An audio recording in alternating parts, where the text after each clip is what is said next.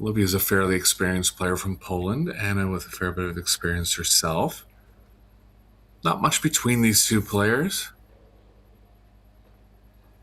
Just confirming something about the rules there. And Olivia set to get it kicked off here.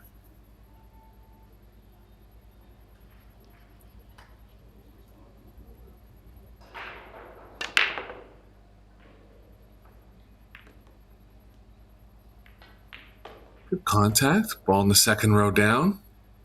Shot on the 1 and a combo on the 4 to open up. Good start for Olivia here.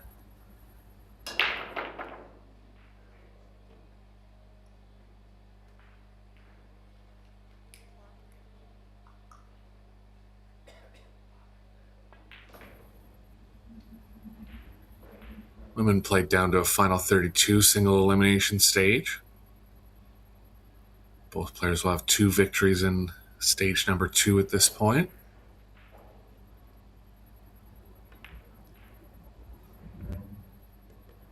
Just a little off on that one. Wanted to contact the 4 first. 1 goes up the long rail a bit. It's still possible to cut the 1 in here, but very thin at best.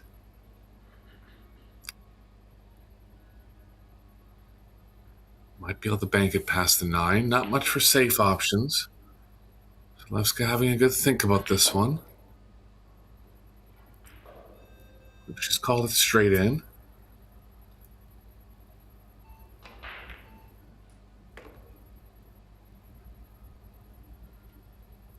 Nicely played. Good thin one into the corner for Olivia. Cue ball be running into the 10 now, but the 3 ball readily available over the bottom right.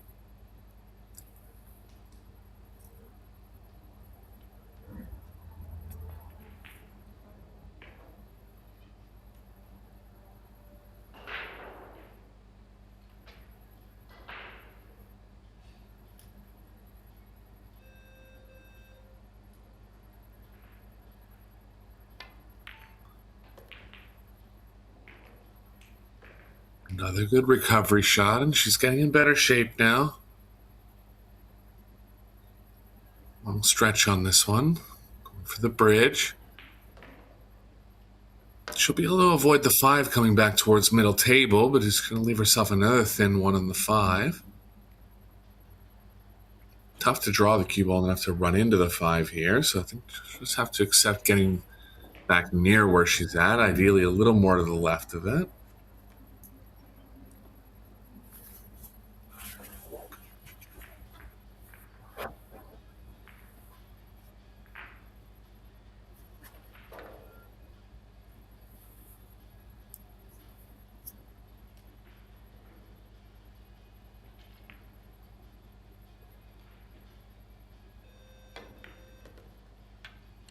All the way up and down to get straighter, and this is a great shot from Olivia here.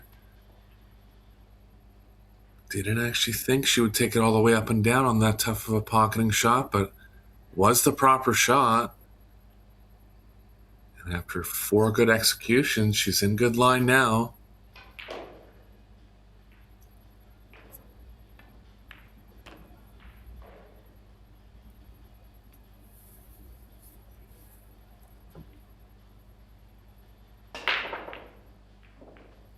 Olivia will have the option to take the 8 to the side or the top left. I'm going to play the side here. Going to be stuck on the rail. She'll only need to follow through from the 8 to the 9.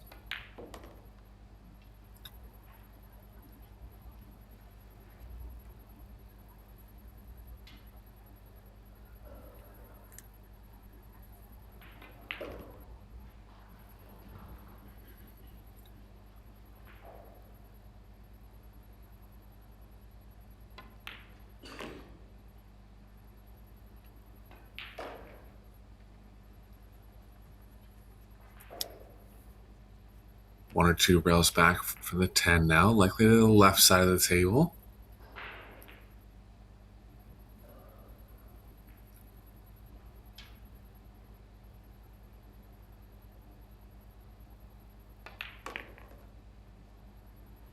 Three rails works fine too. Back into the angle. And nicely on the 10. Good start for Olivia here. It's alternate break, so Gradišnik will be up to break in rack number 2. Pardon me, I misspoke earlier. She's from Slovenia, not the Czech Republic. Apologies on that one.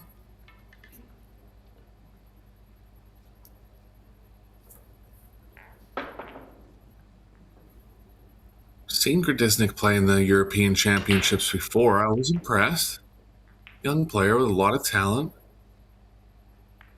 Skills to match what Olivia's put up in the first rack.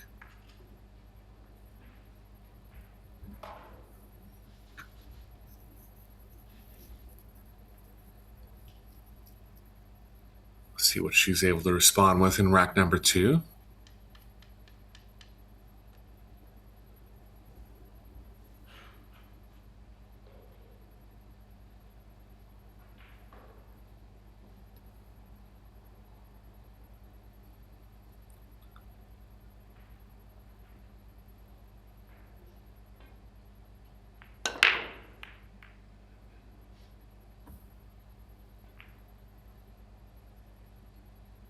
Nothing down.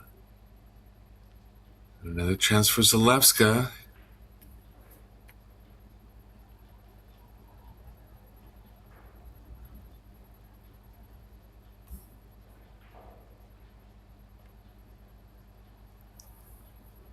Position towards the 2 is going to be tough. Have to go 2 rails forward.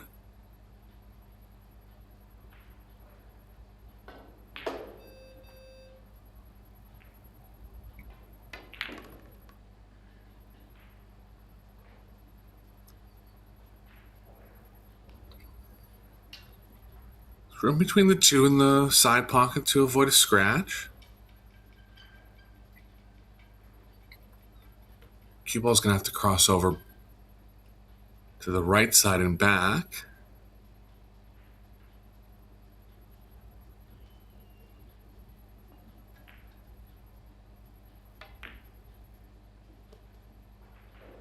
Oh, caught the point, and that's useful for position towards the 3.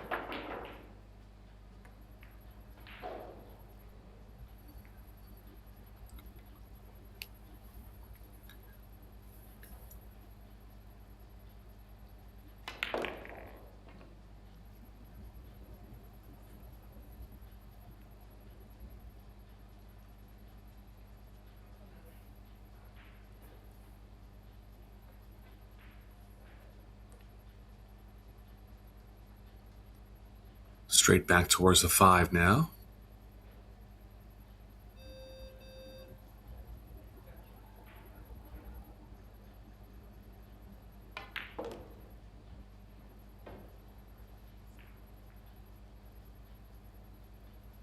Little angle going to the left off the 5.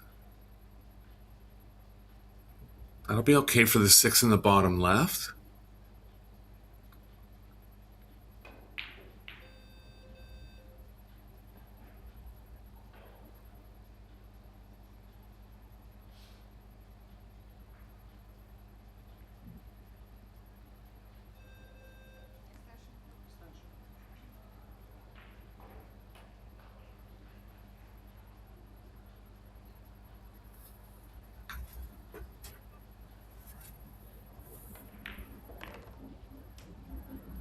Nicely played, and a chance for Zalewska to get off to a great start here.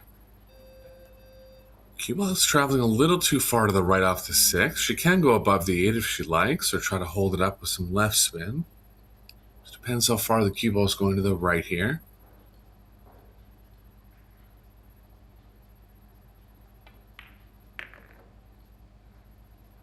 Tried to hold it up, got straighter than she would have without the spin. Gonna have to try not to come behind the 9 now.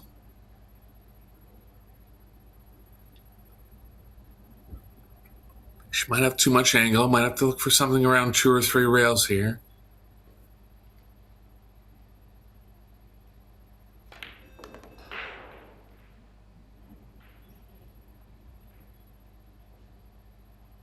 Nicely played, and that'll be good for the 9 in the bottom right.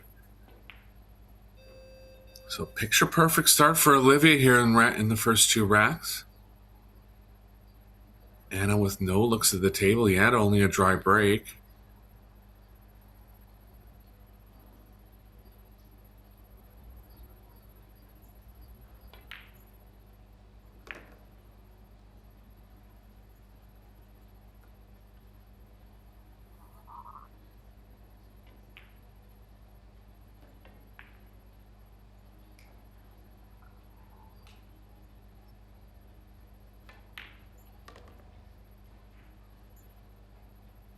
Good speed here, and she's good to take a 2-rack lead in this women's quarterfinal.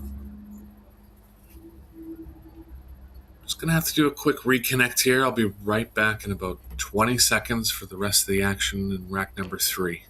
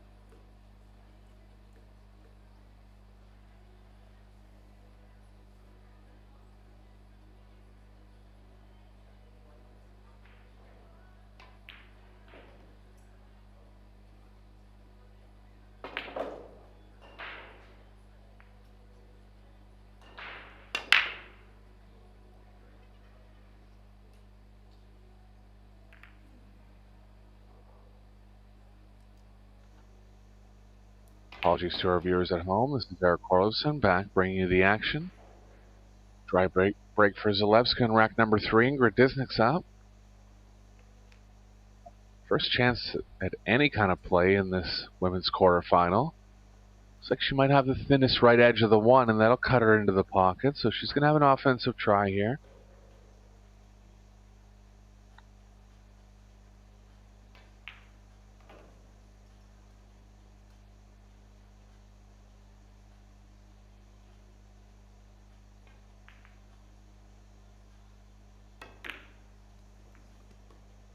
Nicely played. Ball readily available over the corner. Choice now to fall to the short side or draw back. More space near the middle of the table. Looks like she's going to choose the drawing option.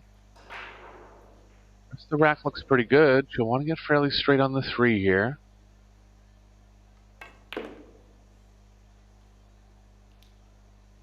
Great shot. One rail forward now for Gradišnik. Wants a bit of angle on the 4. There'll be a draw play back to the 5. The top right.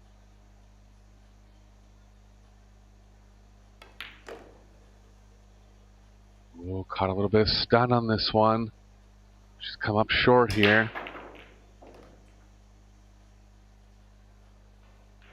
Safe options only now for Gradišnik. Too aggressive to try and bank this in. She's going to try to line the cue ball up with the 10 here.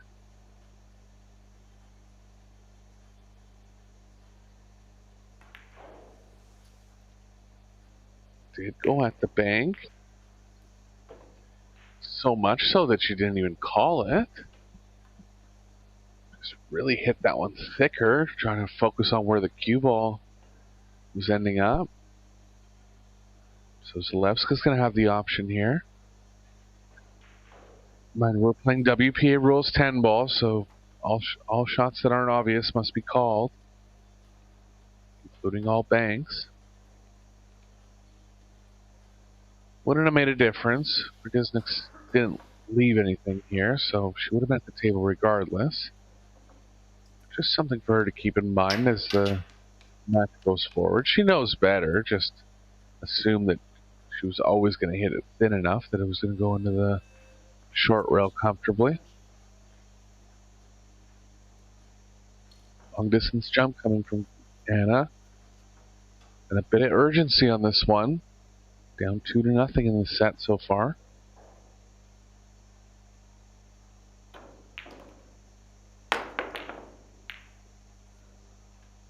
Contact, bit of distance. She's going to leave a look on the side. The ball's playing over towards the 8-7, but I believe it's going through the space between the 8-10.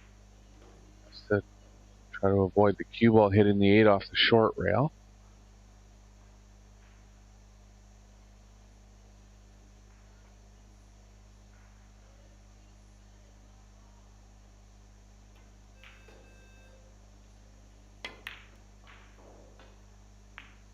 Undercut this one. More distance, and look where the cue ball's ending up. Trouble for Gradišnik here. He's jumped at one ball so far this rack. Gonna have to jump at another one here.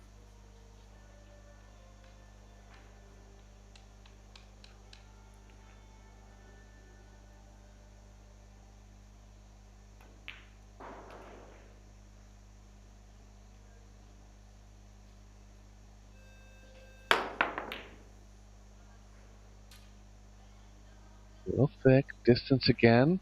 Don't want to send up on the short wall. Hasn't. So a chance for Zalewska to open up a 3-game lead here in the women's quarterfinals.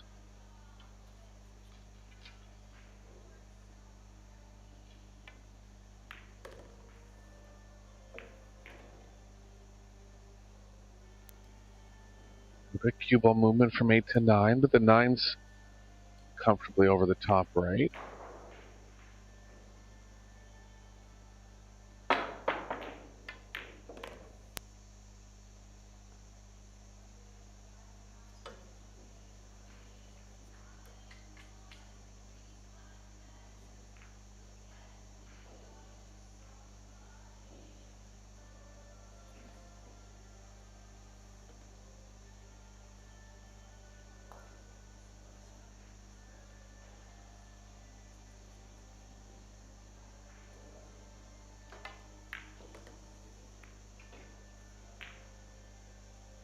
Lots of room to move the cue ball around the middle here. Any angle coming one rail back will work well.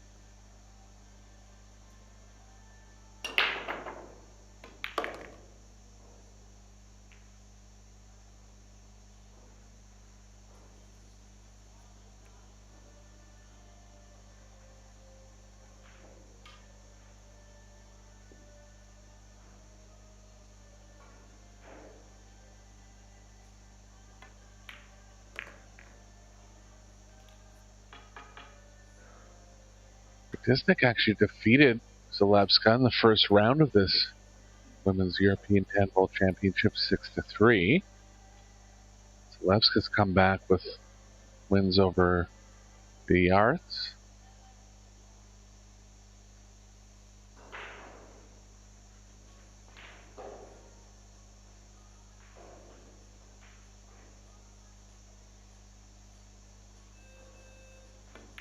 and Culmination.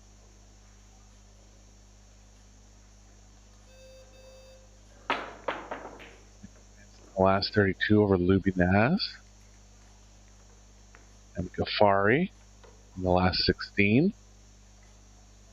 Zalewska with a win over Steiner in the last 32. And Vertanen.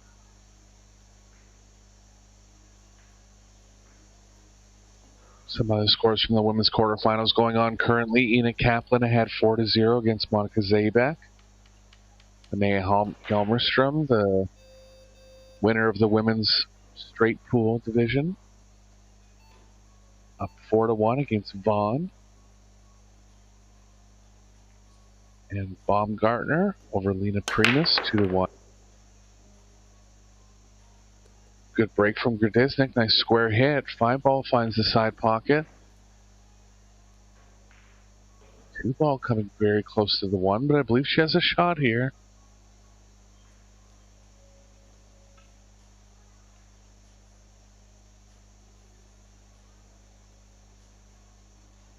Couple quick games happening in the other quarterfinals. Hjelmerstrom and Vaughn, 5 games in already. Kaplan and Zabek, 4 games in.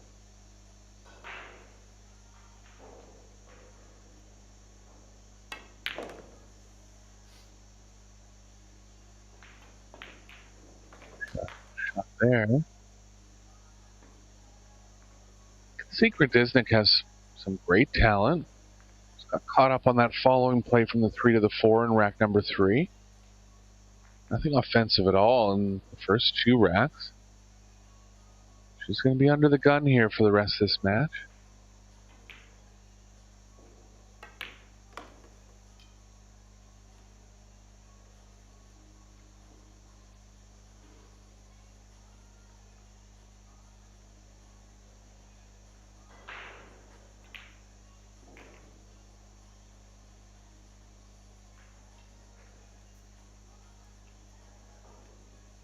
Gradišnik's got to play around the rails here and cross the angle back towards the 4. 4 does pass the 10. Be a little bit onto the shorter side and slightly unclear how much of the pocket she has for the 4. She'll want to play onto that right side of the table though, and she is having a look at it. See how much room there is exactly.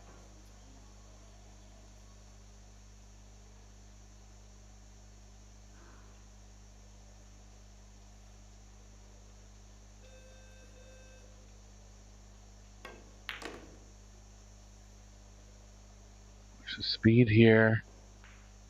Cue ball's going to end up on top of the 4. Offensive for Anna now. Has to find a good save, has to hold her emotions here. It's been a rough start to this quarterfinals. But again, not much she could do in the first 2 games. Just has to weather the tide a little bit here.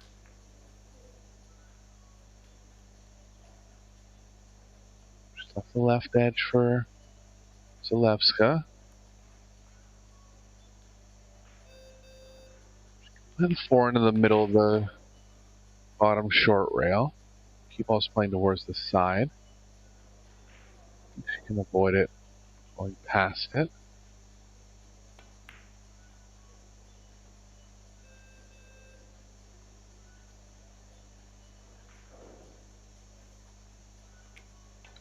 Going to be a save here from Gradišnik, but one that she can execute well. Cue ball behind the 6 or the 7. Likely the 7. Creating a bit of cut angle with the 4, maybe possibly getting the 10 involved.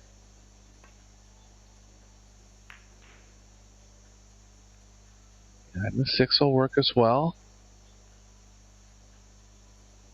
Zalewska with a close jump chance. Doesn't bring her jump cue to the table, so might not be quite as comfortable with these close jumps.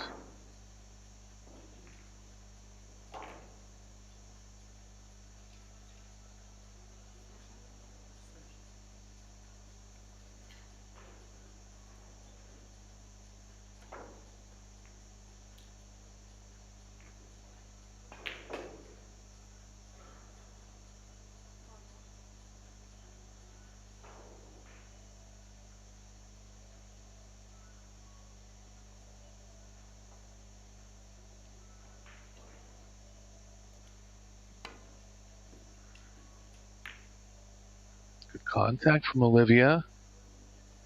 Just going to leave it in the right middle. But a tough one, queuing off the rail. Might have to keep the speed down to less than comfortable speed. Keep up with the left off the 4.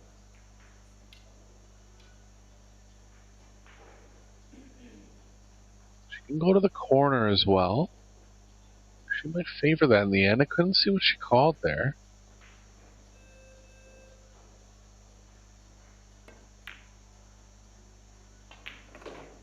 Did go to the corner, and that's the proper shot there. Was able to hit it at better speed, played it into more open pocket. A chance for Gradišnik to get on the board now.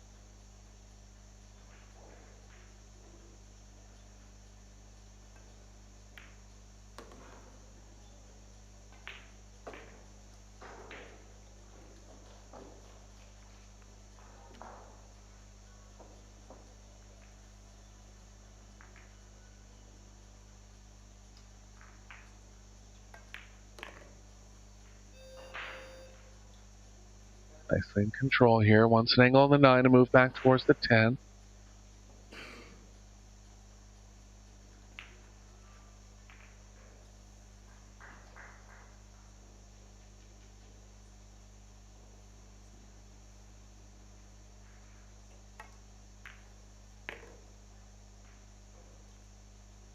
Made a bit of a drag draw. Ideally would have wanted more angle. Can still move towards the 10, but gonna take a big power to really get where she needs. Looks she's considering drawing over to the left side or even following through 2 rails.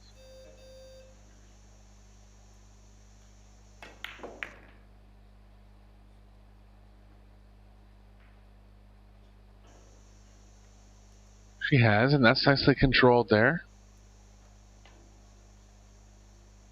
So a very makeable 10 for Gradišnik to get on the board. She needed it.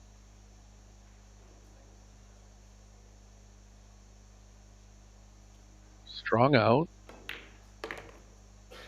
About some long pocketing on the 4, so this will get her confidence back a bit.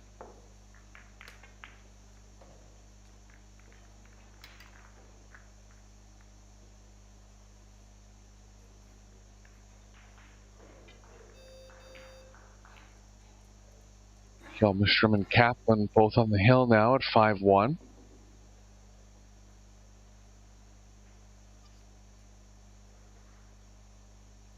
Lena Primus, former women's European junior champion, girls European junior champion, down 3-1 to Baumgartner.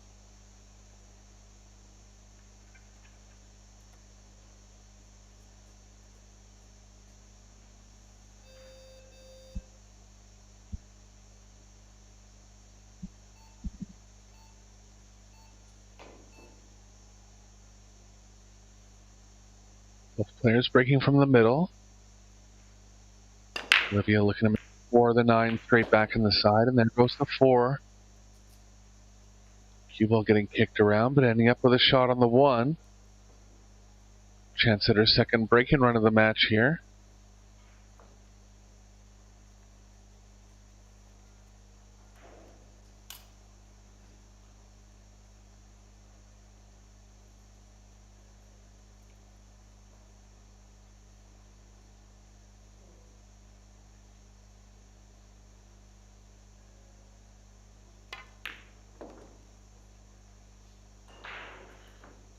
A 1, look out for the cue ball. It's dangerously close to the side, but it's not down. Gonna have to take a big power follow or a draw at this. I think elevated draw has got to be the play here. She can keep the speed down a little bit by taking the 3 in the top right, and that's what she's having a look at right now.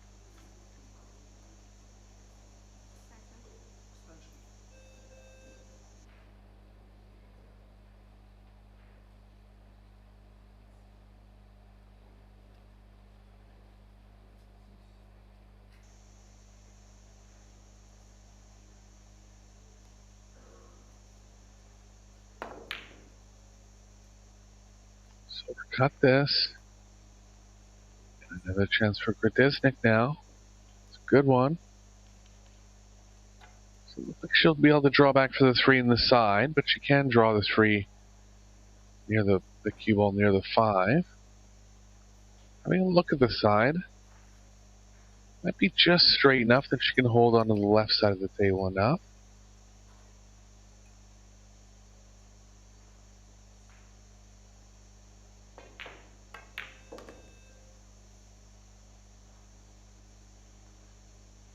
Good shot. Cue ball's playing off to the right a bit, but she can cheat the pocket and keep the speed down here where she'll have a shot on the 5 in the top right.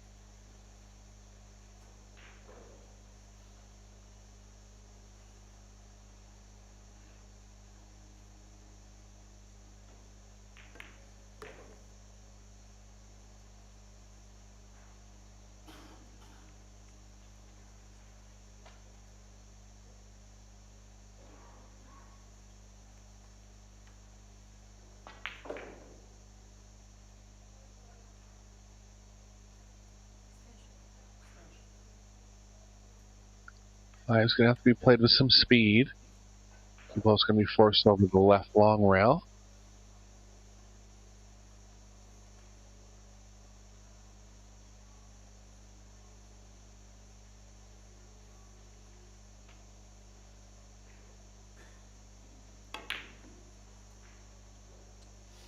Anytime you're ramping up the speed like that, it's easy to lose control of the pocketing.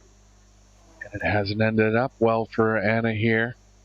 Thin one for Olivia coming, but a good chance to create more separation.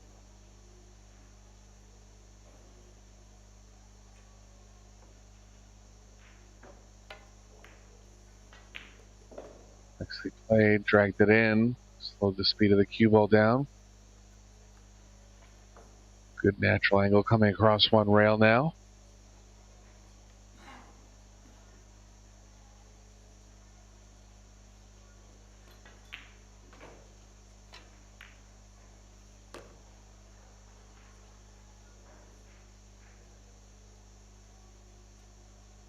Still in good line here.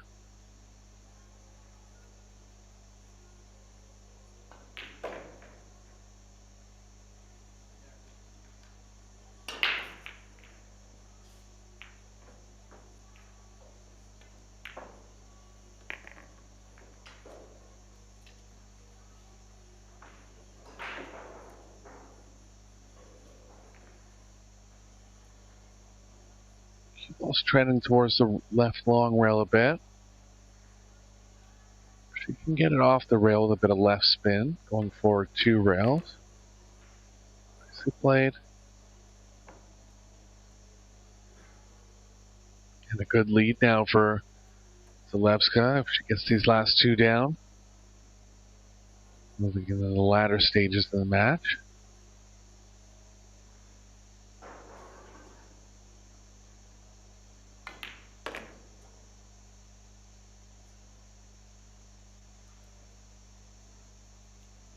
Might feel like she has a bit of something to prove after being left off the Polish World Teams Championship team.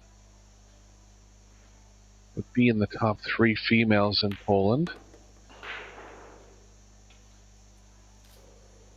A margin call there. Congratulations to Team Poland, getting second in the World Team Championships. Katarzyna Wesolowska representing as the female. Gradišnik's going to go for a break here. Going to have a look over at table number 1.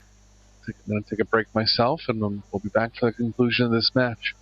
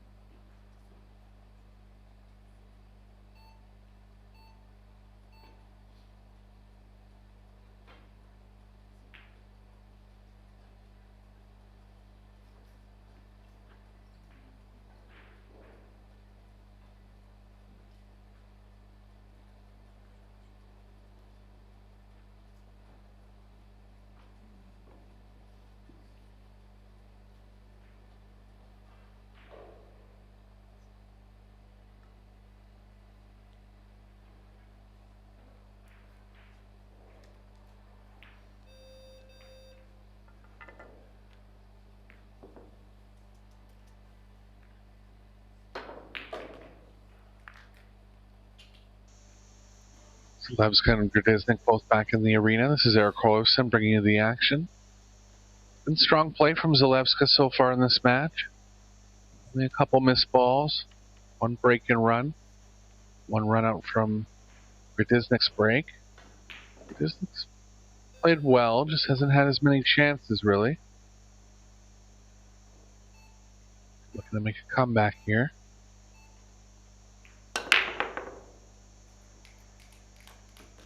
Strong hit, 2-ball in the side pocket, 4-railer down as well. 8-ball's going to cover the 1, unfortunately, for Anna.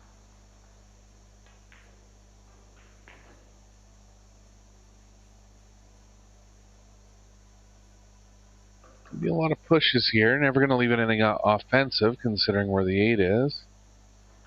Don't mind pushing down near the 7. Could be a tough spot to actually develop a safe off of that position.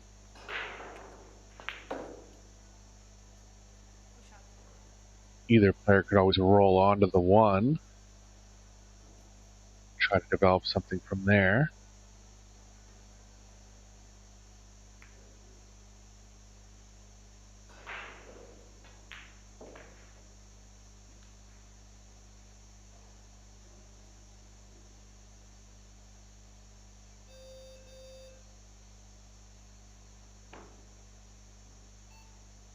I don't mind being the first player to roll at the 1 here.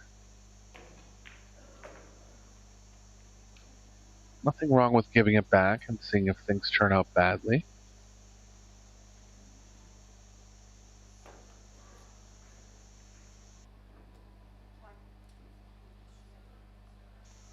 It's called the bank. I'm surprised. Doesn't look like she has enough of the 1 to create that bank. Referee going to be right on top of this one.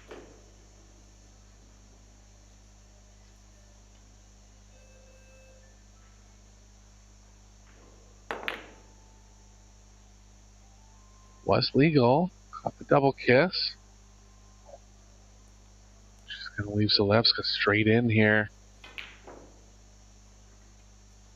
All balls in the open.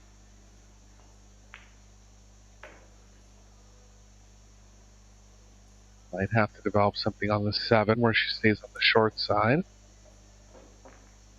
It's possible to get around it.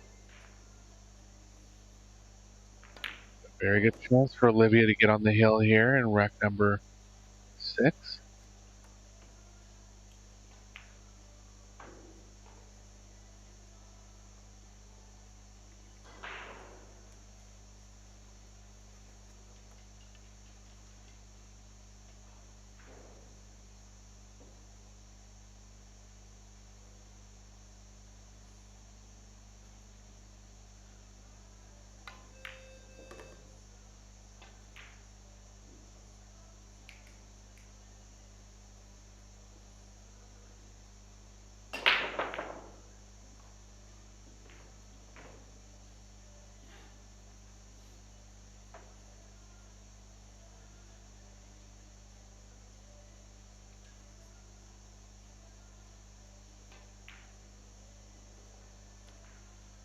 No angle going to the right off the 5, so she will be likely forced to play underneath the 7.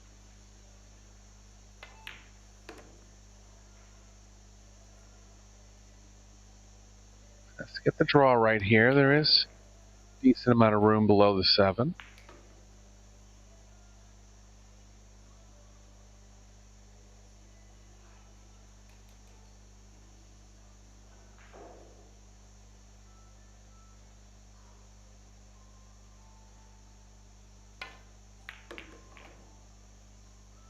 Play, doesn't want to go behind the 8.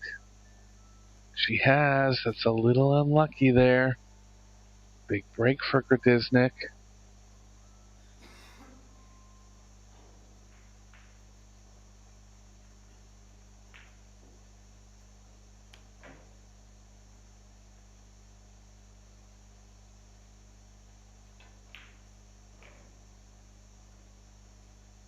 Seven's a little far off the short rail to be going 2 rails at it. Definitely is possible, and it'll produce a little better kick saves. Kind of in that range where She can miss the whole ball if she tries to go 2-rail.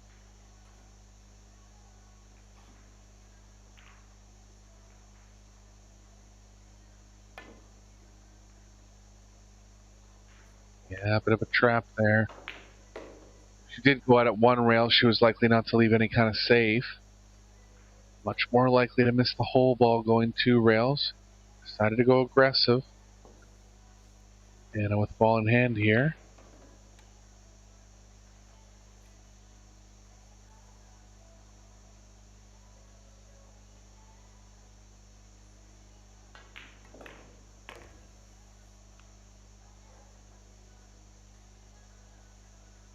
A little bit heavy on the speed. Ball 2 rails back now. Showing a bit of emotion here, knowing that she wanted to be closer to the 8. She's going to have to regroup quickly. Doesn't want Olivia to get on the hill with a 4-game lead.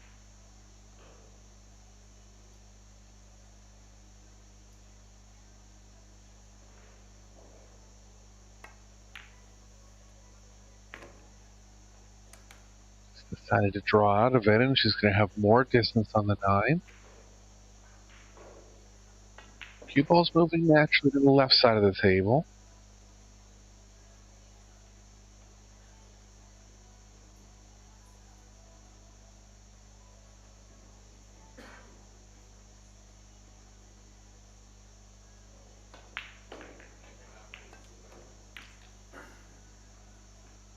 And she's missed the 9. Looks like it's going to be very close on whether she's left Olivia a shot here. I would say she hasn't. But Olivia right down on the angle, hoping that she has a direct pocketing chance.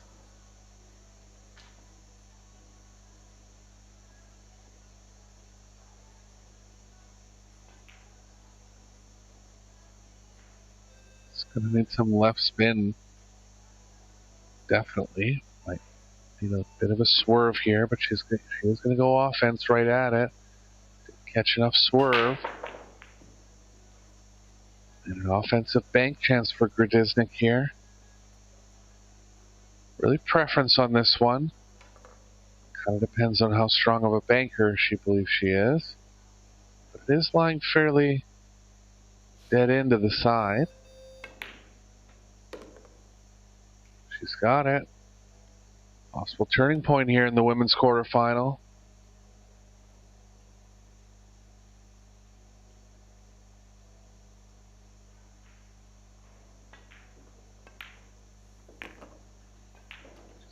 And as well. 4-2 now. Bit of an unlucky roll for Zalewska from the 7 to the 8 in that rack. Mistake from Gradišnik on the 8 ball. 9 ball, pardon me. Getting a bit of a roll. Leaving the 9 behind the 10. Zalewska's going to have the break back here in rack number 7, and she's been very successful on the break so far.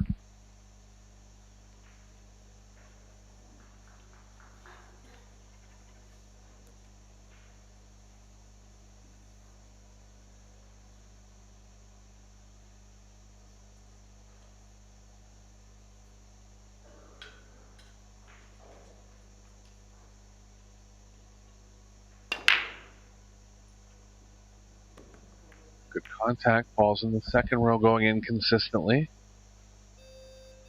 Look at the 1. Very tight past the 6, but looks like she'll be on offense here. Find the 1 to the bottom left.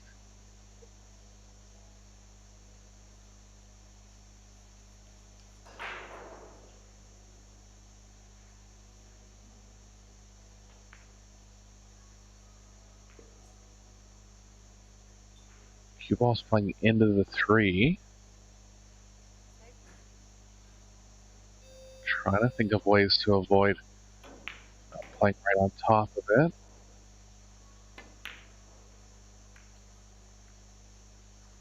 I believe that had to be a safe if it was that far out, and she's created good distance here. chance for Anna. Trying to avoid the 4, coming back to rails towards the 3. Don't believe the 7 passes the 9, so it'll be a bit of a hindrance for both players going forward in the rack.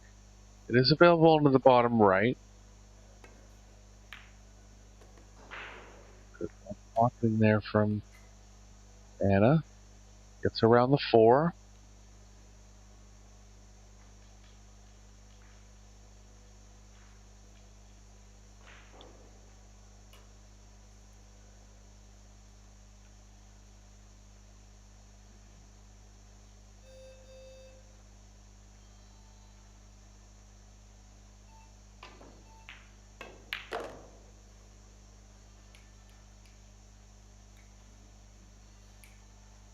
She rails back now towards the 5.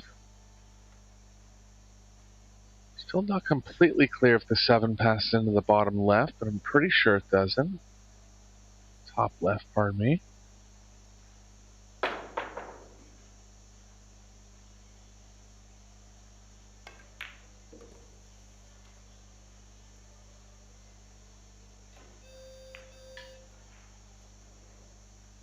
And he'll be looking to avoid the 10 coming back towards the 6. Draw it back to the right long rail. Really depends if she needs to get an angle on the 6 where she can get below the 7.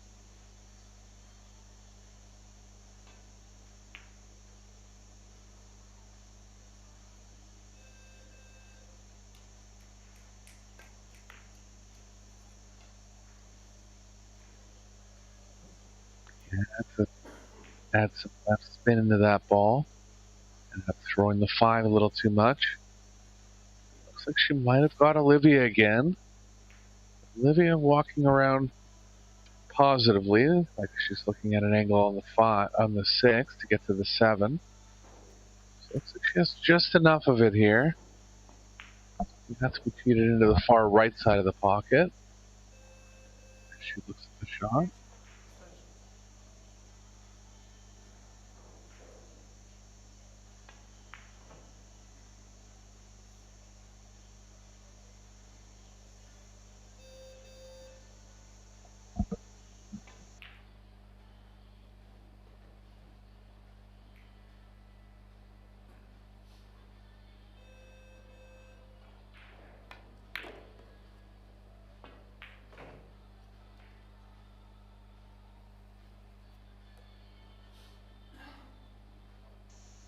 Nicely played. Not too much else she could do with that one.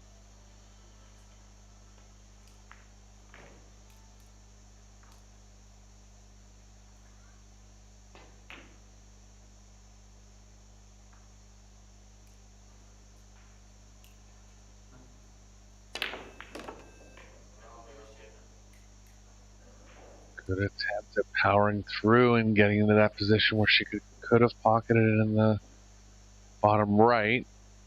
Didn't get quite enough stun into the ball. She's in a bit of trouble here. He has the thinnest left edge. In that case, she'll be trying to line the cue ball up with the 9.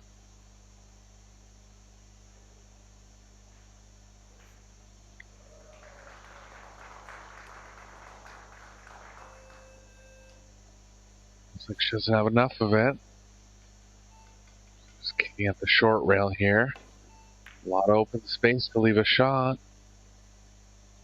And she might not. No. And it's going to have a shot here. So great chance to get a little closer to Zalewska.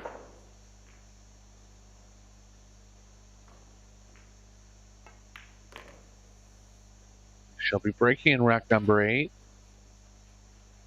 Pretty high quality from both players so far. A couple small mistakes from both sides.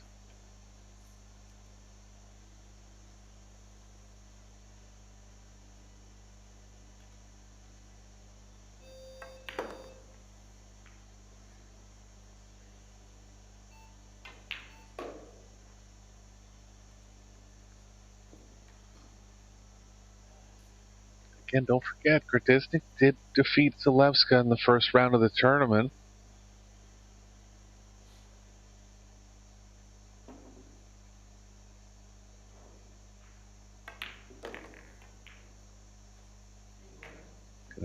rail a little here. Still very high percentage on the 10. Straight pocketing angle.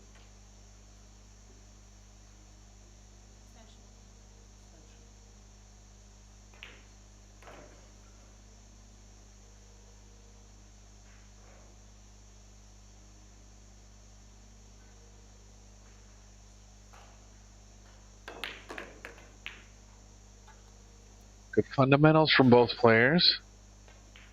Proper pre-shot routines. Stroke pace. Can tell that they've come up through proper coaching. Slovenia really a emerging country on the international scene. Benko over in action over in the quarterfinal side of the men's. Over on table number 2.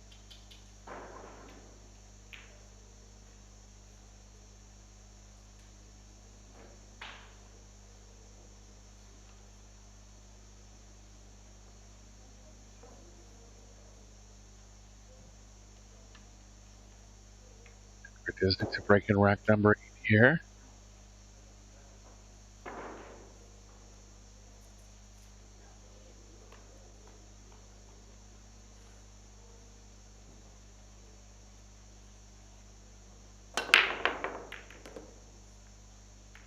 Six ball down quickly. One ball's going to play over the top right.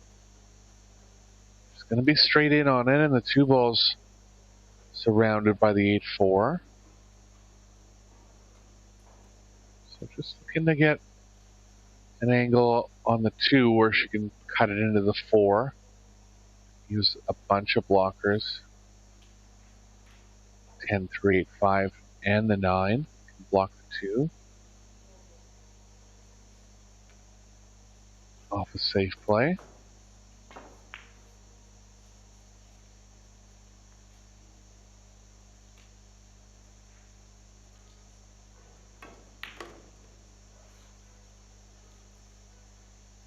Got a little closer to it. Nice shot.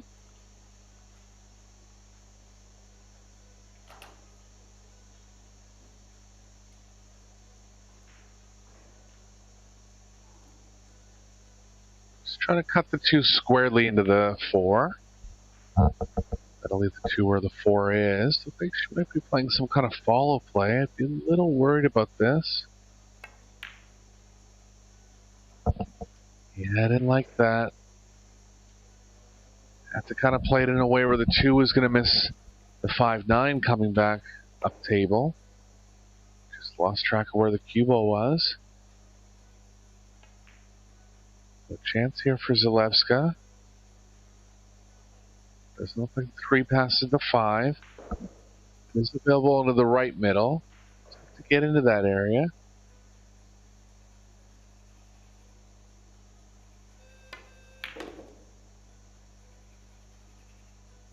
Tried to with a bunch of left spin. Not quite going to get all the way far enough down. She can't roll the cue ball behind the 8 here. We'll have to cut the 3 too much and start losing the cue ball to the right of the 8. A tricky spot here.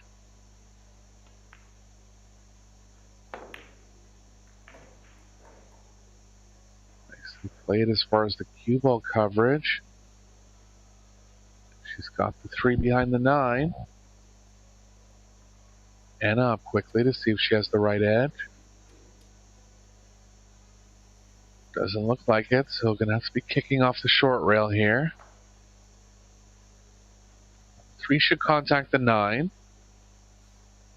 If it plays off to the left of the 9, that should be the highest percentage safe option.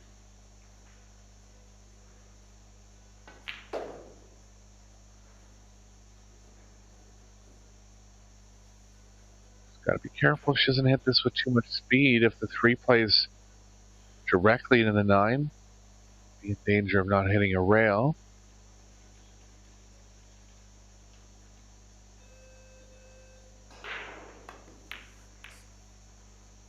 Did play with a bunch of speed, but the stretch got her on that one. Ball in hand, with a chance to get on the hill. Hasn't really had a good chance since she got stuck behind the 8. 7 balls not in an ideal spot. Likely going to have to play it in the bottom left. She'll be stuck on the rail playing the 8.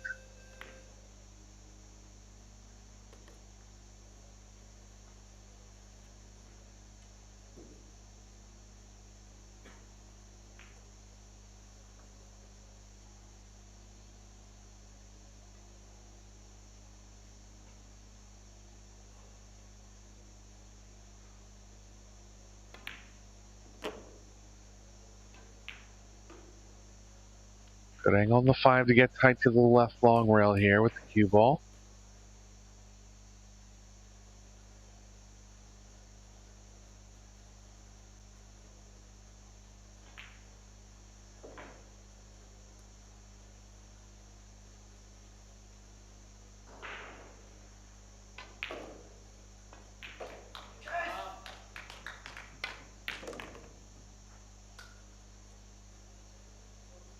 Just a small amount of room between the 7 and the long rail. She has to be careful she doesn't catch too much stun here. Any kind of draw or stun, the cue ball will be in the side pocket, so kind of has to slow roll this one. Best case scenario, she can catch the point and get off the rail a bit. She did. Nicely played. A chance for Zalewska to get on the hill now.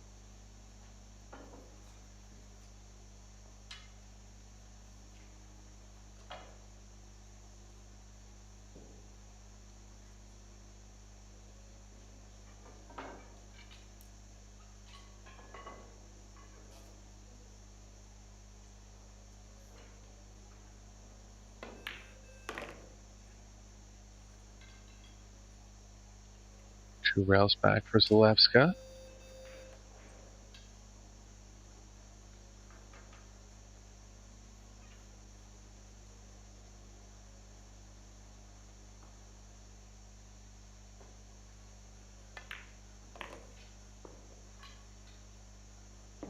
Good shot. Looking very good to get on the hill now. Played well over the course of this match.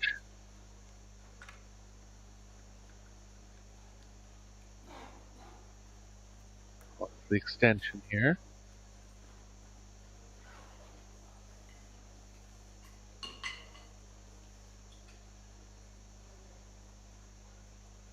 Tough to balance herself properly. Long reach. She's got it.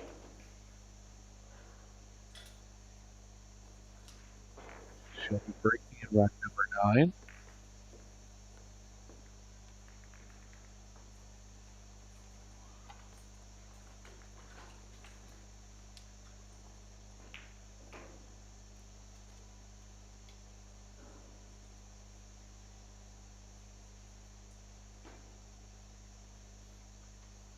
Bringing up to date with some other scores from the women's quarterfinals here in a second.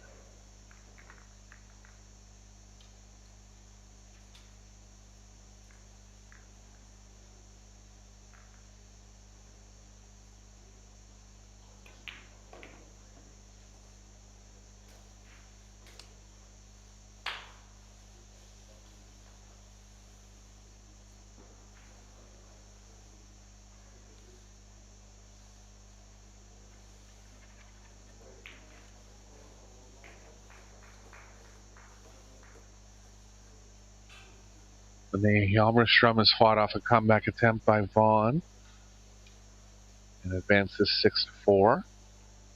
Ina Kaplan advancing 6-1 over Monica Zabek. Ina Primus has taken back the lead against Baumgartner 4-3. Good break from Zalewska, 2 balls down, but the 9 ball is going to get in the way of the 1. This one's going to be a tough one to push around.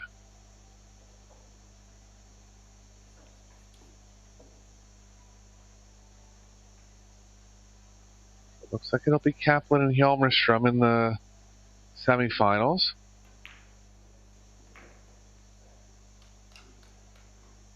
Two of the predetermined favorites going at it.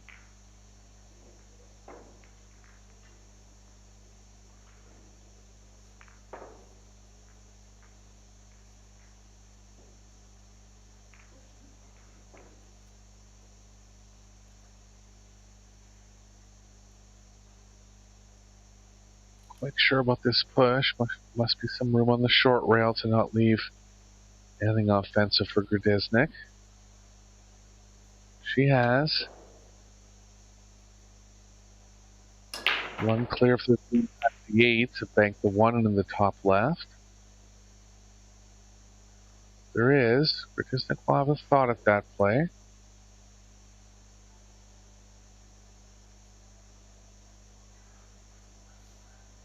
Cue ball's running heavily into the 4 here.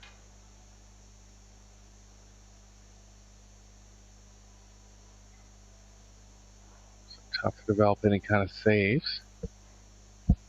Anything off the left side is leading the cue ball into the top right pocket. Haven't seen a call yet, so Zalewska likely coming up with a safe here.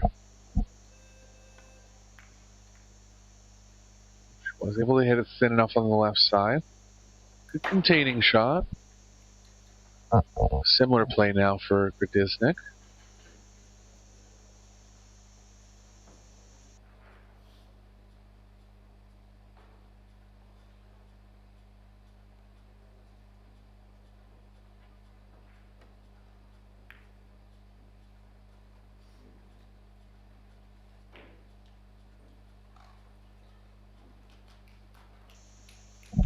Left the 1 out in the open a bit, but the 5's covered it. Gonna call it in the top left. Bottom left part. She'll have to draw out of this to avoid the scratch. If she does, be a good start to her charge towards the finish line.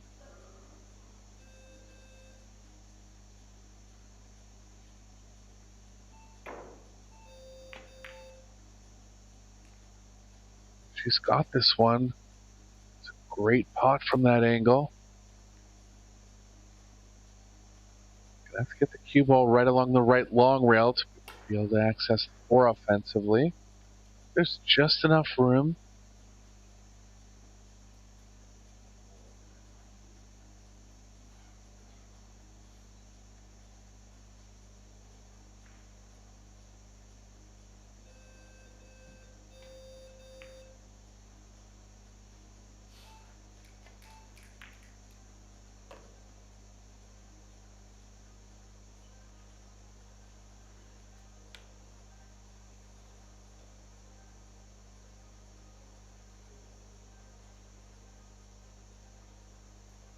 Gonna be able to hold the cue ball if she cuts it directly in. Might try to go all the way below it. She does have the angle to come 2 rails all the way back and across. Comes the cue ball. Good try, but she's going to be able to get Anna stuck behind the 9 here.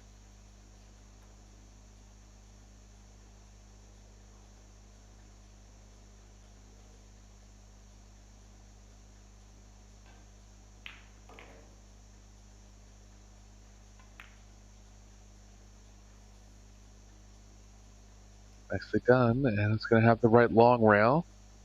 High percentage hit, tough to get a kick safe out of this one.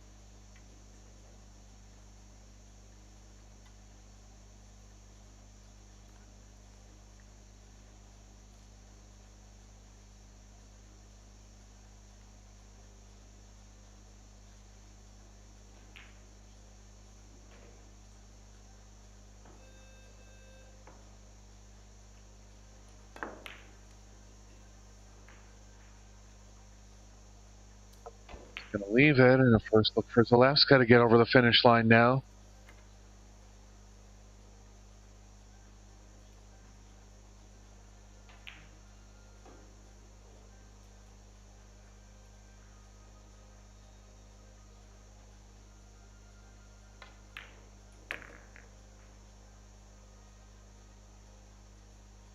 A little more angle than ideal, and she'll be stretching here.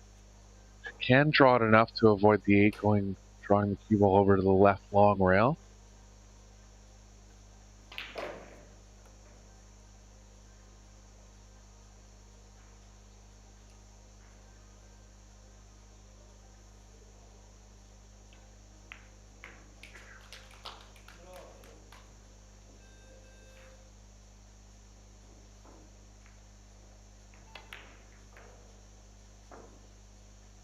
So cut it, and another chance for Anna now. Nothing offensive here. A little tougher than it looks to get the cue ball behind the 9, but she can get it there with some right spin.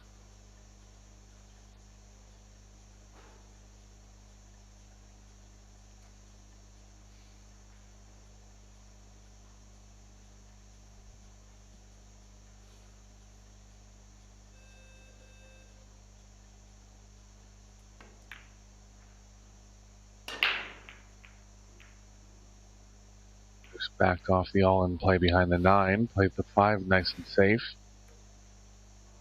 on the short rail. Zalewska can take an offensive save here, trying to get the cue ball behind the 10. 5 will likely end up in open space in that case. She can cross it up the middle. I don't like trying to draw at this. So easy for the draw to run out here. She's trying to play the 5-2 rails in the middle of the short rail. This can go wrong easily. Actually had the proper amount of draw, caught a double kiss, got a little lucky with the result. Gradišnik can play the 5 back to the middle of the short rail now. Banks on if she feels like being aggressive.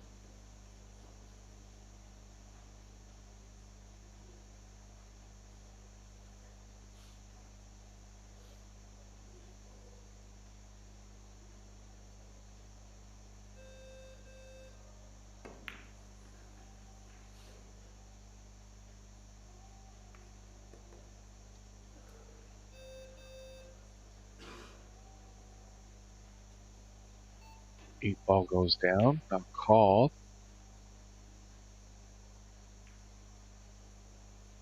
So chance for Zalewska to pass this one back.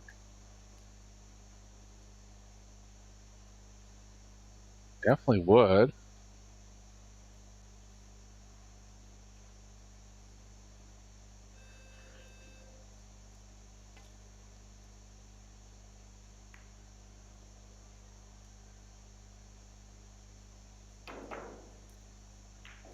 Looks like he's covered her here. Good save from Zalewska.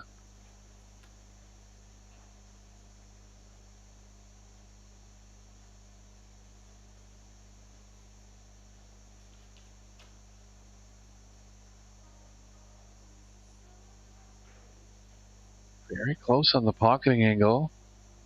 Don't believe she has enough.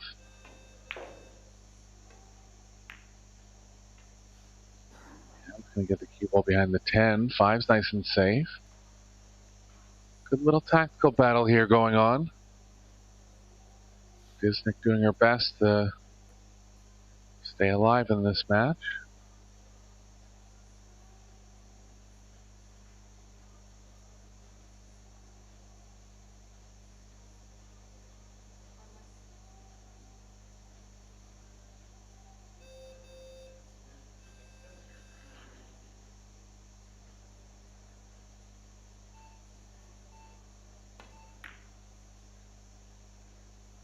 She's gone offensive, and she's going to need the 5 to end up behind the 9, and it hasn't. So a chance for Gradišnik to get back within 1 now.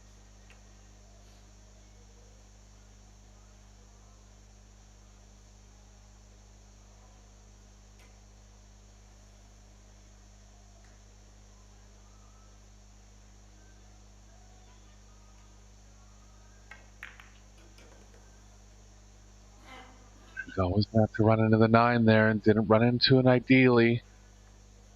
Another safe available. Believe she has to lay off in this spot. She's called the bank. Played in a two-way fashion.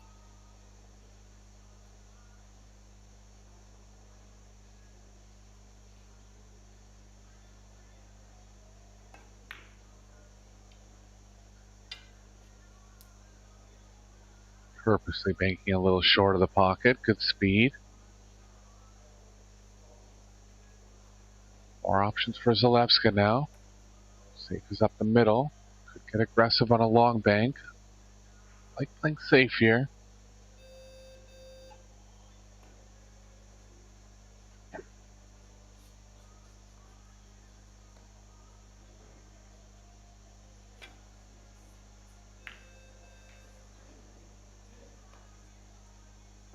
And I think she must have been trying to go side rail to side rail there.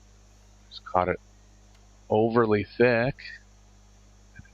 A long pocketing chance for Anna, but the pressure's going to be on. Tournament life on the line.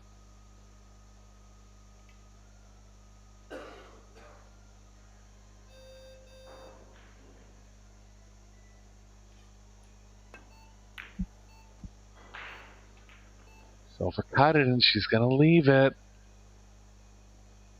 And I think that's going to be it for Anna. Good effort here in the Women's European 10-Ball Championship. She'll have a couple more divisions to try and progress further. Zalewska with a strong match, avenging her defeat earlier in the tournament from Gradišnik. There's this 10-ball left for a spot in the semifinals. She's got it. Good match from both players. Smiles all around for Zalewska. This has been Eric Horlifson. Bringing you the action. Stay tuned for the rest of the day. We have 2 more rounds coming up. Men's 10-ball and women's 10-ball action coming back for you from Antalya, Turkey. Talk to you soon.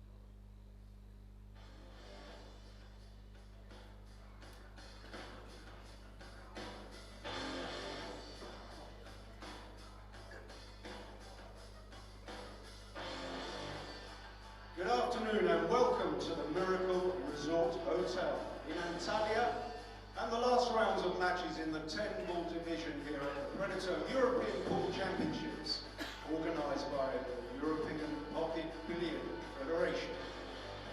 We're at the semi-final stage, so let's meet our competitors. Firstly, with the women on table 17, Olivia Zalewska of Poland.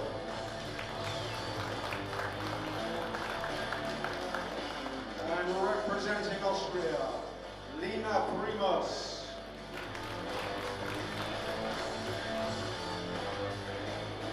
On table 3 with the men, we have from Serbia, Alexa Pacela.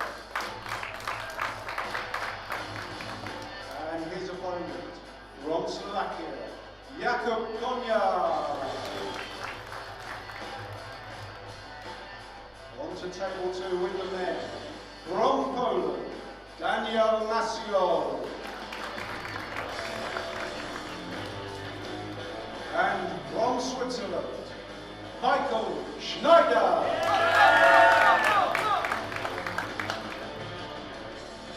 And finally, on table 1 with the women, from Germany, Ina Kaplan. And representing Sweden, Linnea Hjalmarström.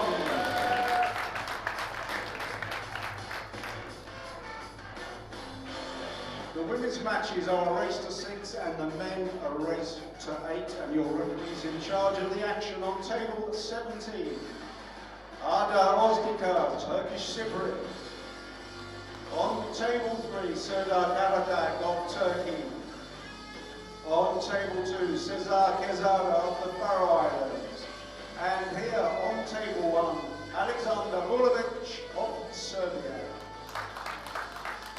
Players, you may lag for the break. Thank you, Luke Riches, and yes, welcome, ladies and gentlemen, to this absolute thrilling matchup in our semi-finals of the men's 10-ball event here at the 2026 European Championships. It's a matchup between the very much in form Polish player Daniel Masio taking on one of the top Swiss players, Michael Schneider. My name is Gethin Davis. It's a pleasure to be joined in the box with my good friend and colleague, Arya. Well, Arya, are you ready for this, sir? Hi, everyone from wherever you're watching. Yes, most definitely, Gethin. What a privilege to see this semi-final unfold. I was just doing a little research. Michael Schneider has not gone past the last 16 in these European Championships, so it's a massive occasion for him. Well, his opponent, as you already alluded to, his previous best has been the final of the 10-ball. He's won numerous medals as well as Euro Tours, so he's more than accustomed to going all the way, or at least getting to the final. So based on previous results, you would have to make him slightly favorite, but you and me know, Gethin, there are no favorites as soon as this match starts. Just a matter to see who will get on a good run from the get-go. Schneider winning the lag, getting the break, making 1, 2, maybe nearly dropped a third ball. Not so nice a shape on the 2 though, Arya, but good opening signs from the break. Yeah, absolutely. What a break to start off the match with. If that 2 passes the 10, Gethin, I think it's a decent chance, although this is not a formality, of course, this cut on the 2. If it doesn't, I think he'll play safe. No, it went. Failed to putt it, and he's a bit fortunate. He's not left a shot on the 2. In fact, his opponent might have to kick it. Well, I don't know if any Swiss fans were in here a little bit earlier before the match started. I overheard one of his supporters singing Eye of the Tiger as he walked in. He's known as the Swiss Tiger. He's going to need to put that nickname to some good use in this match. I have to say, Daniel Masio has been playing very strong throughout this tournament. He did have a tough one a couple of rounds ago against Aiden. But he won his last one very comfortably, and he's fresh over from Las Vegas in our Predator PBS event. I'll tell you more about that after this too.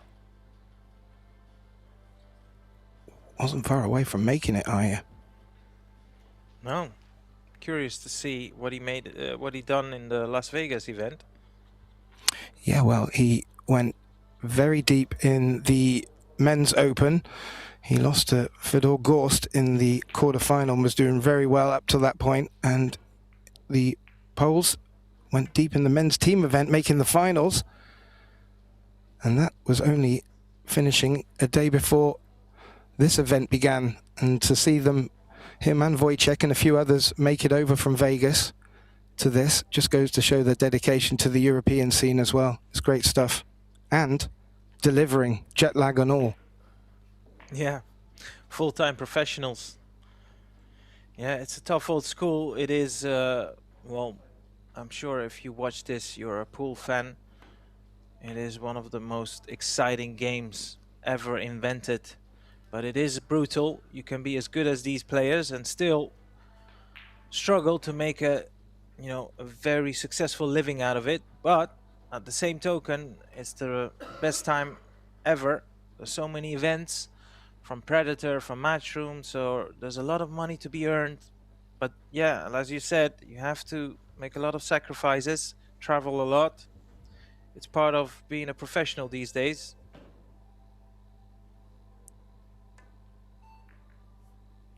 Schneider looking to bring... Oh, he was going to say he was looking to bring the 10 in, but caught that thin. He has avoided the scratch, which makes the shot for Daniel a little bit trickier. But yeah, I agree with you. One of the benefits with these beautiful Predator events is they hold it in locations where the players have a beautiful place to stay. This is on the turquoise coast at the Miracle Resort in Antalya, and not a bad place to enjoy your downtime. But when you go deep in these events, there's not much time to rest.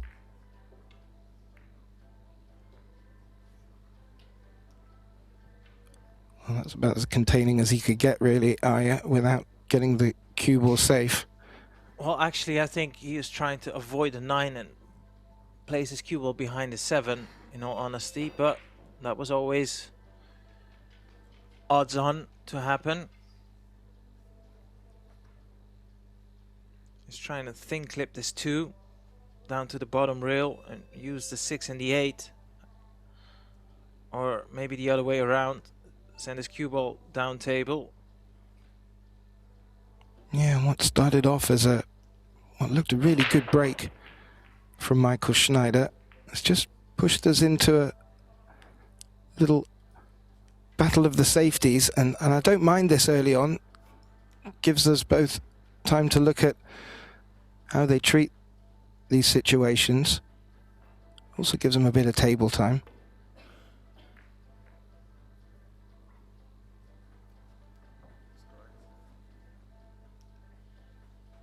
He looked away from that one, wasn't happy with the cue ball. Could find himself stuck up behind the 4 here. I'm not too sure if he can get the 2 around the table. Yeah, from this angle you think he'll collide with the 10.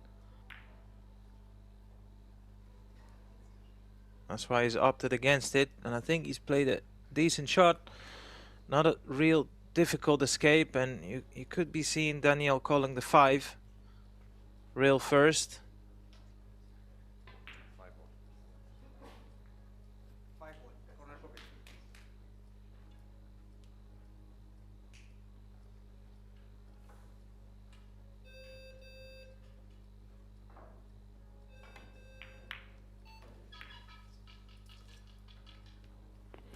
Well, I think we may find the Tiger calling the 5 on this occasion.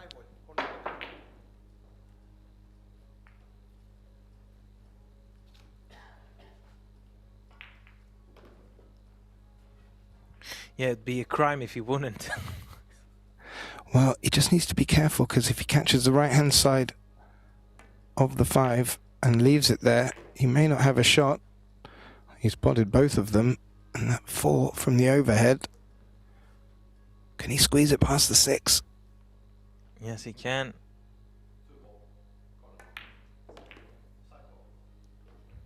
Oh, this is a nice chance now, Arya. Yeah. It's a cliche, but nevertheless, it's a cliche for a reason. You never settle until you put the first rack on the board, so it seems like he's got the great opportunity to do that.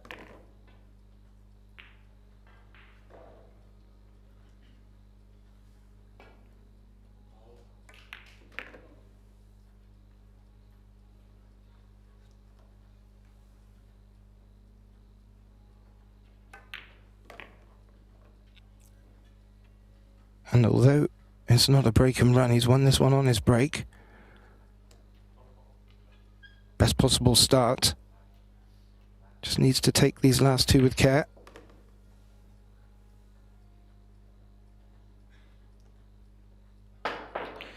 So technically speaking, you could call this break and then afterwards run. Well, it will bring Daniel to the table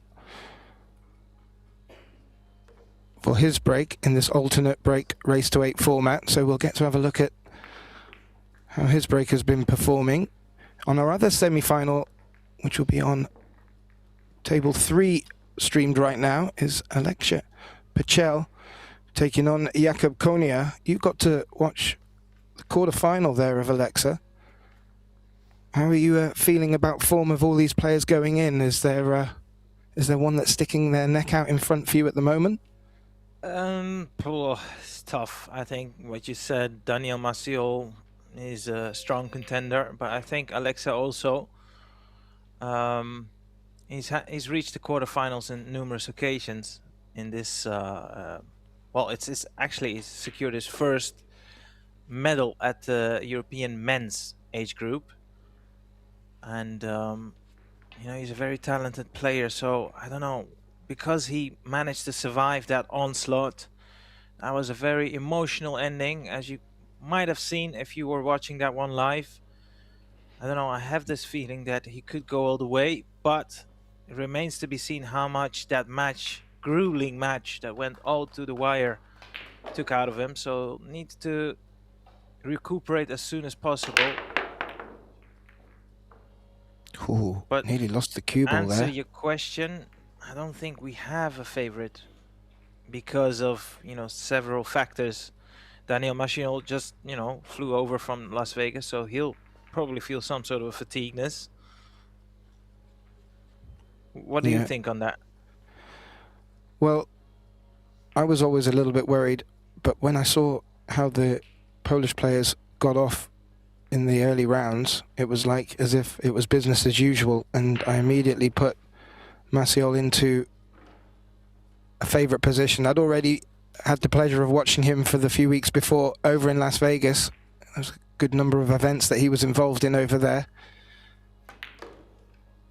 But you only need to be away for a month or two. Our last one at the end of last year till now, and you forget the quality of these European players. And yeah, there's been some good performers out there, and you know, calling on gut and determination when it matters, and that's what's really going to be needed as we get through to these closing stages.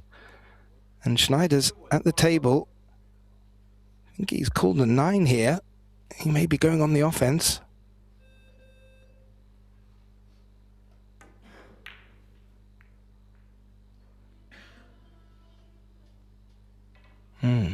Maybe he called the 2. I'm not too sure. However, that's hung up over the centre pocket.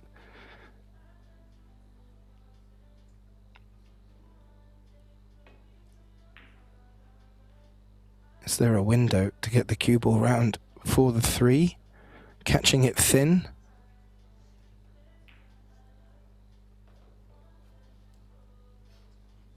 Or was he just looking at putting a lot of check side on this? You need to send his cue ball very close to the corner pocket to make that angle. Now, he doesn't have to do anything extravagant with his cue ball, just cross the table. The fuller he can leave himself on the 4 after, of course, making this 3 ball, the easier the positional side of the next shot will be from the 4 to the 5.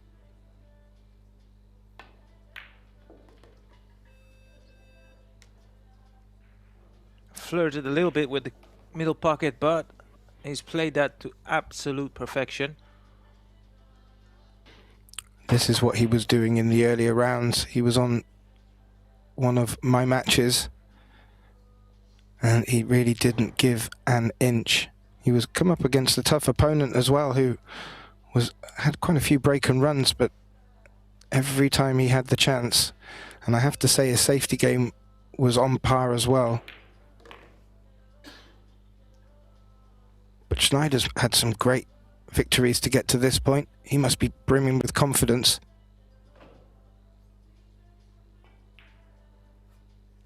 Yeah, it's so far his best achievement in any previous event and in the present. So, you know, he might play with a bit more freedom. And of course, he did manage to get the first rack on the board. That should settle him down. Although, having said that, I think Daniel's just landed a bit awkward here on the 6.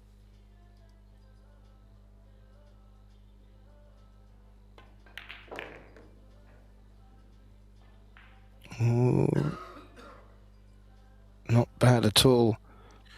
Delightful, if I can add to that. That was made look a lot easier than it was.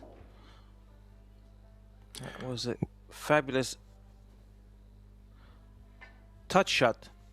That's what I was about to say. Well, I was doing a bit of fact-finding on Daniel back over in Vegas, and one of the interesting stats or facts that I got to find out was his first Polish title was in an under-17 national event, and he won that age 10. Wow. And we know what the quality of the players in Poland are. That's Yeah, pretty special. Maybe you can elaborate on the fact that they have a completely different system than, for example, the Netherlands. In Poland, the juniors or the nationals, we're looking at least 500 registrations, if not more. So just getting to a, you know, latter stages of nationals means that you're extremely talented.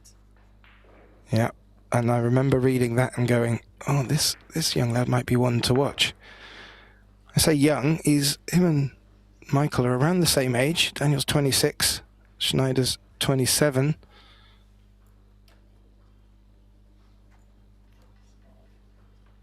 Yeah, it's one of the things you see a lot in sports, in all sports across the, you know, the spectrum of sports, is when you have a talented young lad that comes on the scene, so much is expected. And yes, they might do extraordinary things while they were young, might be even breaking records, right? For example, I'll give you an example. Luca Bressel, you know, the former world champion in snooker, he's the youngest European champion amateurs ever, right? He was 14. He won the juniors as well as the men's. I remember the first time I played him, it was a tournament, an open tournament in the Netherlands, and he just turned 13 that weekend. And we had a former quarterfinalist that was, well, dominating the scene in the Netherlands, Stefan Masroses. And we were just chatting about it, and I went, this guy is very special. And he literally said, special, he's right now at this age, just before 13, more talented than Ronnie O'Sullivan was. And I've seen Ronnie O'Sullivan ever since he was 11. Wow. And you know, when he said that, I thought to myself, this kid is going to dominate the world. And I'm not saying he's underachieved by any means. He's won, well, the biggest of them all, right? But just goes to show how many years it took him on the professional tour before he actually went on to do and what we expected from him. So even if you win such a prestigious tournament at your 10th age, doesn't mean you're guaranteed to win all the biggest majors in the sport, right? Well, it's all down to the hard work and effort. Schneider just took on a 2-ball that didn't look on and caught the 8 first. And not a good time to to give ball in hand. He may have felt there just wasn't another shot on.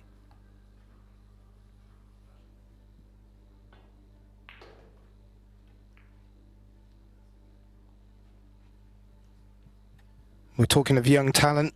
In this 10-ball event, we didn't have the under-23 category, but in the 8 and 9-ball that will be continuing on in the days that remain here in Turkey, we will get to see a lot of the younger talent coming through, some of them doing very well in this event.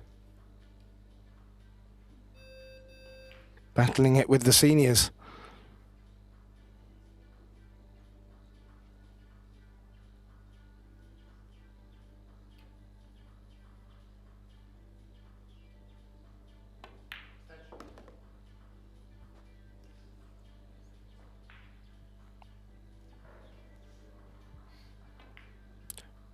New viewers, just in case you were wondering about some of the calls and beeps, both players are under a shot clock and they do have the opportunity to call one extension per rack.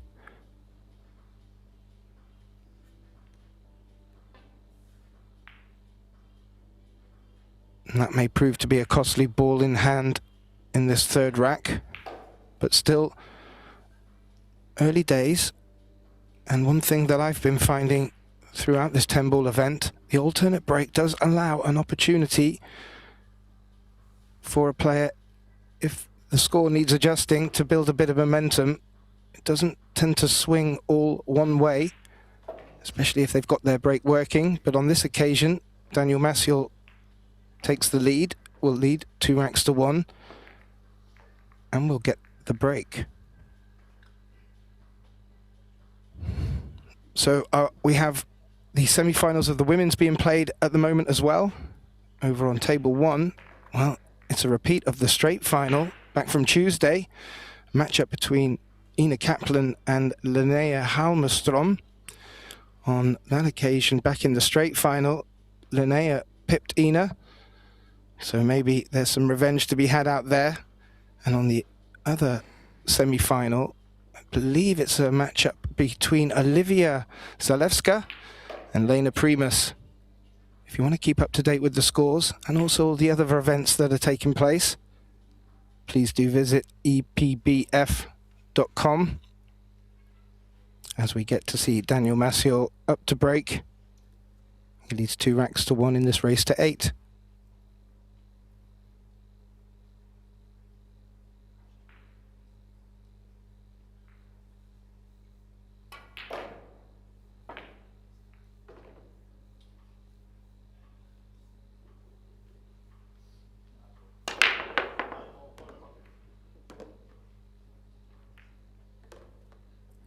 A lot of balls going in Aya. Does he have shape on the 1? Looks like he'll be hampered with cueing if he does. Yeah, most definitely. And I think the natural angle, you can just avoid the 8 ball. Even if he would make contact with the 8, as long as it's not very slow, he should have a putt on the 3 into the bottom left corner pocket. All about this first putt really for me. Putt in position, I should say.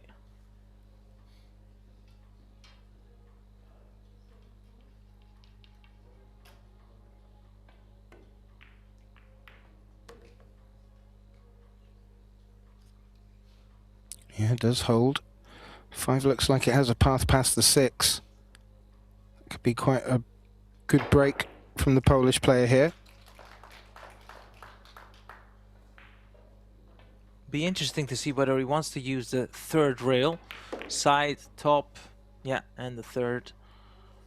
I thought that was always going to be the best way to get on the 5.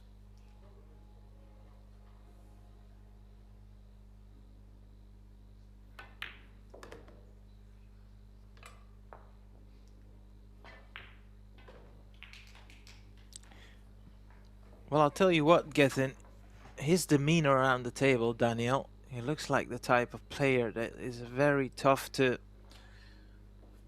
fluster mentally. He looks very solid in all departments, not just the technique and everything is perfect, but even mentally it looks like $1 million to me, even though it's early stages. No, he's certainly that type of player that, I won't say metronomic, but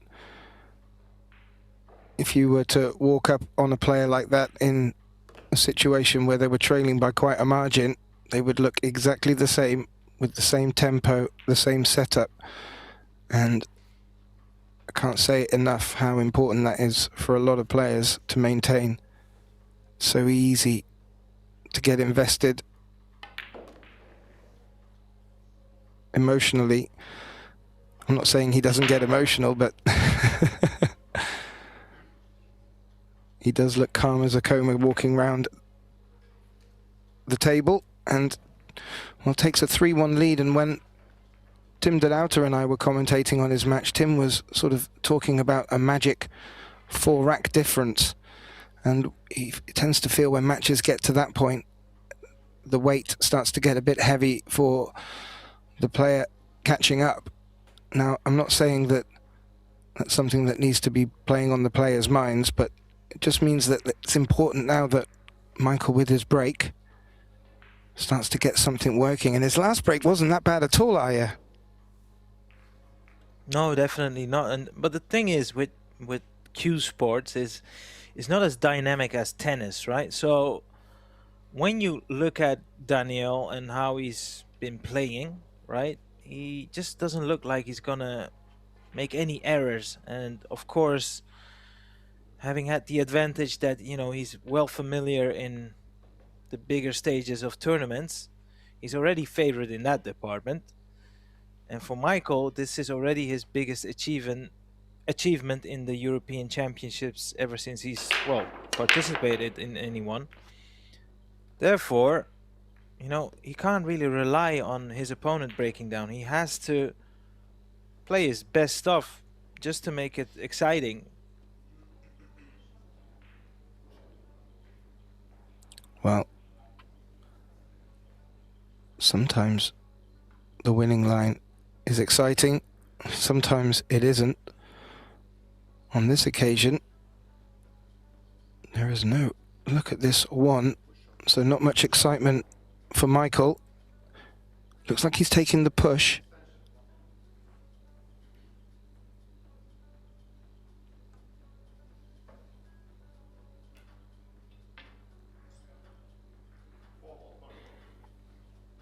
I don't mind that push. I just felt there was maybe an opportunity to lock up a ball whilst also getting the cue ball over there, Aya.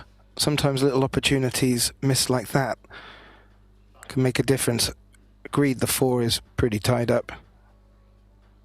Yeah, not by only the that, 9. he's left his opponent with a great opportunity, put him in a world of trouble here. That line is not good. Yeah, he's gonna contact the 4, but you could see he had like 5 or 6 balls to hide his cue ball, or at least block the passage from the cue ball to the 1. So in all honesty, Michael has got away with that. I felt like he really gave his opponent a chance to hurt him. He'd like to play a similar shot here. I'm just wondering if he catches it on the inside of the 8. It might go into the top left corner. He will be coming round where the 2 ball is. I think he can hit this thin enough for the 1. Not really. To miss the 7.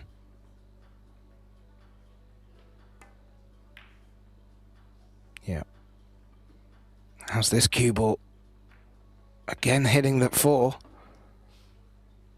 But covering it very nicely with the 7. Good focus on the 1 there.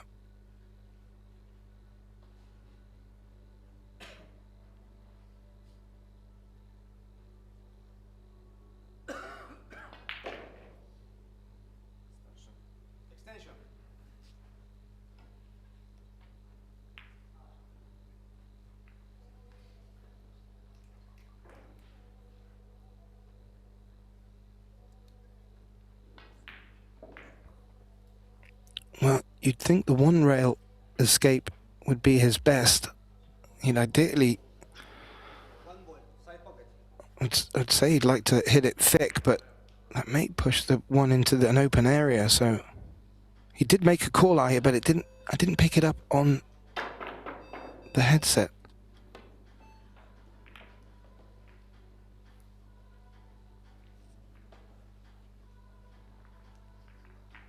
Well, good hit. Has left this for Schneider. He's now having a look at the 2-10 combination for his next shot.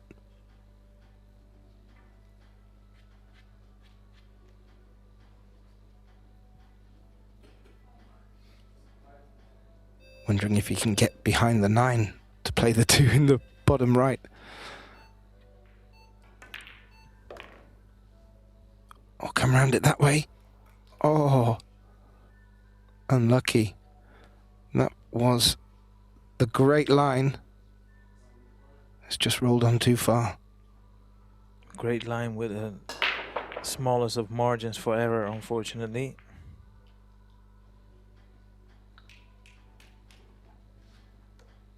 Now, if he can control the contact point on a 2, he should be able to get this safe. I think he's called a 9 there into the side pocket. Ooh, close. Oh, wasn't far away at all. And I'm not... Well, he hasn't exactly left an easy 2-ball for Maciel up into that left centre pocket, as you can see from that angle.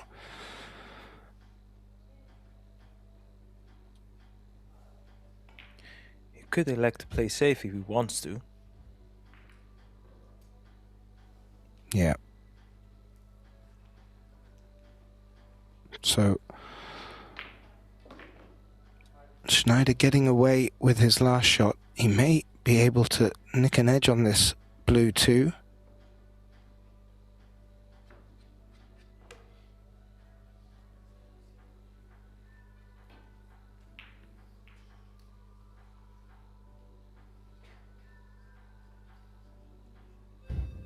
Maybe a Massey. Oh, nicely done. Might leave the 2 out in the open, but the cue ball is tracking towards the short rail.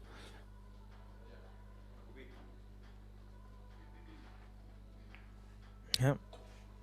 Well, one thing is certain here, Gethin. This is a big shot coming up. It's not completely a guarantee. No, a few of the earlier clusters in this rack have somewhat been resolved. The 10 is hampering the 4 into the bottom left. And I don't know if that 3 has a path. Oh, I didn't know if the 3 had a path past the 8. He wasn't far away with that. Look at the power he generated. But it's hung out. And this, you have to say, a chance for Michael. He may still elect to go safe from here if that 3 doesn't pass. Well, it's going to be very tight, of course. It's one of the reasons Daniel elected to play that shot with so much power. Tried to play position on the 3 to the side. Yeah, that basically gave it away that it didn't go past the 8. Although from this camera angle you would say it does, so the camera never lies. Well, I did like the way that Michael played that shot. Just couldn't avoid the double kiss, unfortunately. Now he's eyeing up, coming around the 9.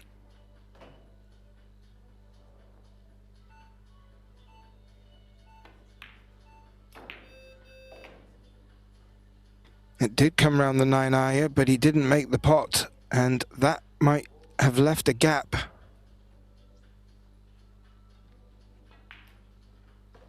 Yeah, you'll be playing this with left spin just to check the cue ball. He wants to land straight-ish on the 3.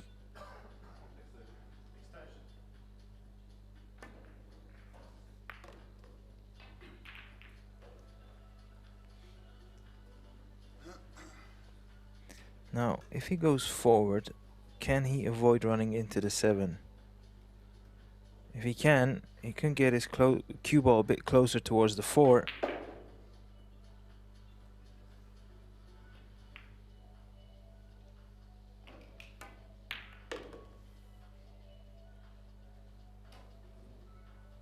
He couldn't, but he's got past the 5. Has a similar shot on this 4.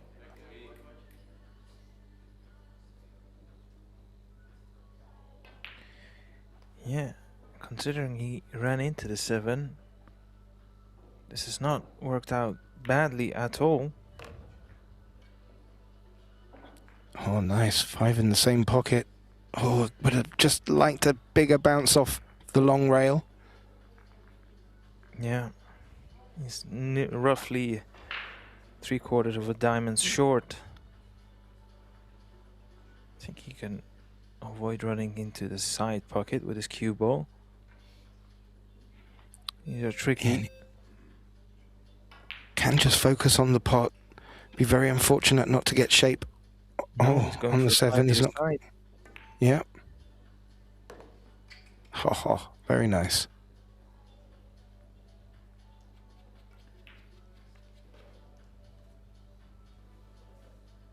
And he needs to make sure he gets his cue ball out in the open enough, just like that. Yeah. This was a much needed reply, I feel, Gethin.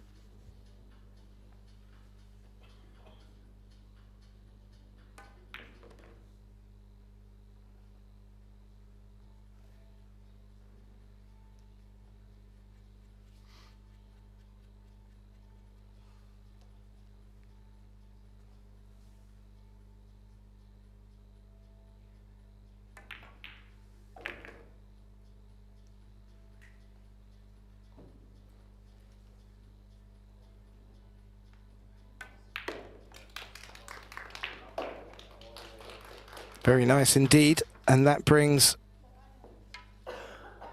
Michael Schneider back to 3-2 in a very important point in the match. And in this race to 8, always good to stay in touch with your opponent. Just having a look around on the other semi-finals underway right now. Alexa Pichel is 3-1 up over Jakub Konia. And in the semi-finals of our women's event, Olivia Zaleska trails 1 rack to 3 against Lena Primus. And Ina Kaplan is trailing 1-2 to Linnea Halmerstrom. We bring you back to this race to 8.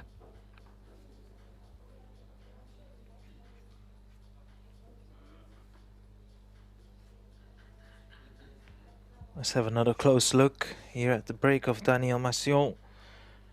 His previous couple were, well, absolutely bang on the money for my liking, Gethin.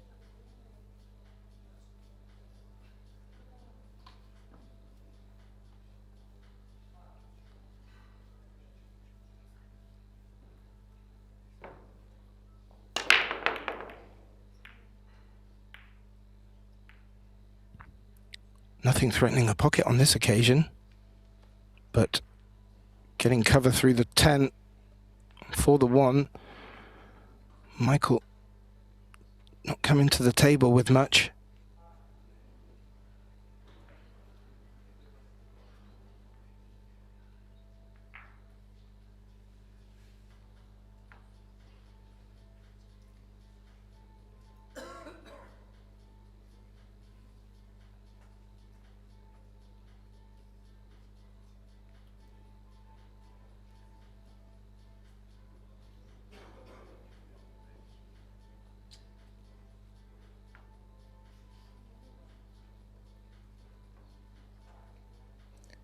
Yeah, it's a funny one. I didn't say anything because I was brainstorming much like everyone else, I believe.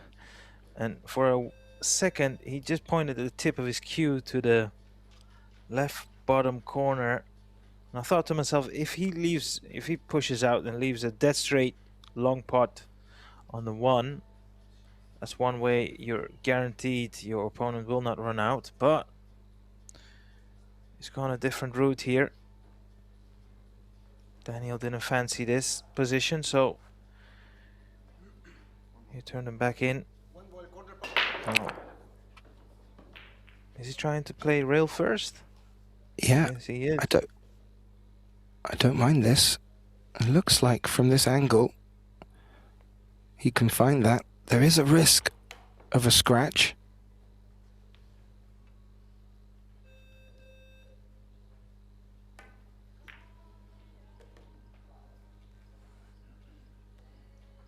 Nicely spotted, Gethin, but there was a third element to that shot as well. How do you get on the 2? He didn't. I think you can see just the slight edge of it, but it seems highly unlikely he'll get it safe.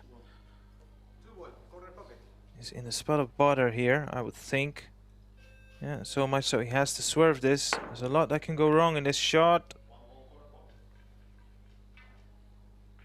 Well, I think he'll be pleased with that outcome. Definitely. Definitely.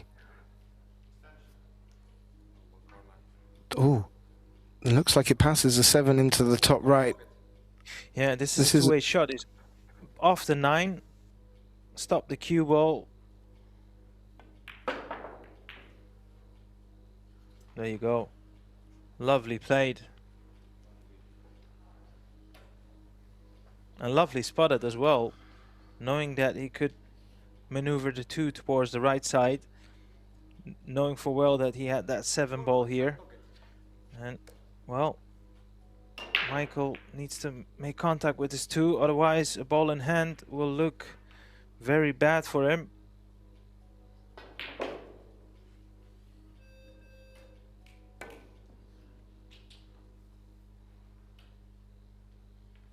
Ooh. Wow. Ball in hand to Maciel. Just looking at where the 4 is. Still got a bit of work to do.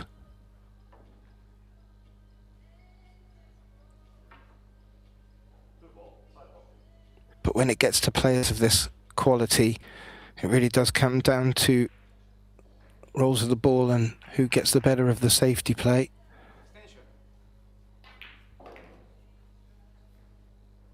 Yeah, see, if you cut the table in half from the length, if he can, after the 3, stay on the bottom part, so if he does not pass the halfway mark of the table, you should always have a shot on the 4 to cut it into the middle pocket. So let's say roughly where the 6 is. Of course, he does not want to flirt with the 6. Ideally, you can manufacture some sort of an angle on this, what seems to be a pretty straight 3 ball. Yeah, nicely done. Now, it's hard to tell whether he can use the 8 ball to play position onto the 5. If it's as thin as it looks, he probably will go around it, or can he? Maybe he can still hit the 8. Yeah, he could. And didn't roll too far for the 7 by the looks of it.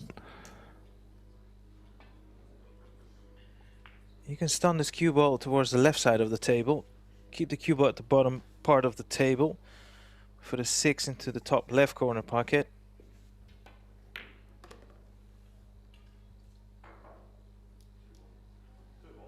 Doesn't want to be too straight on this, Arya. Yeah, that's landed awkward. Might have to play a power shot now.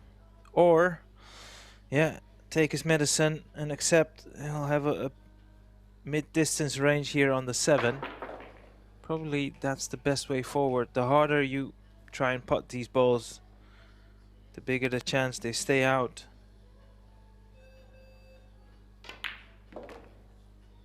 Unless you have cueing like that. What a gorgeous piece of cueing that was.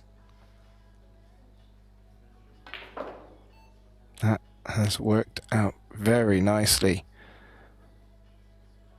Didn't look like he'd be getting the cue ball here on the table from the way that that last shot had laid up.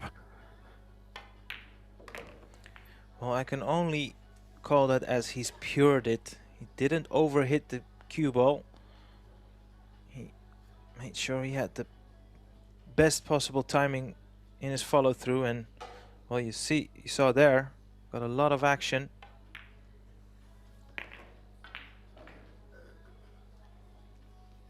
Yeah, I've said it before and I said it again.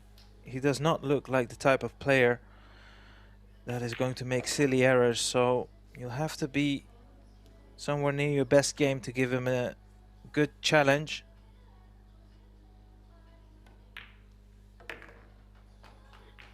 Well, gets his 2-rack lead again.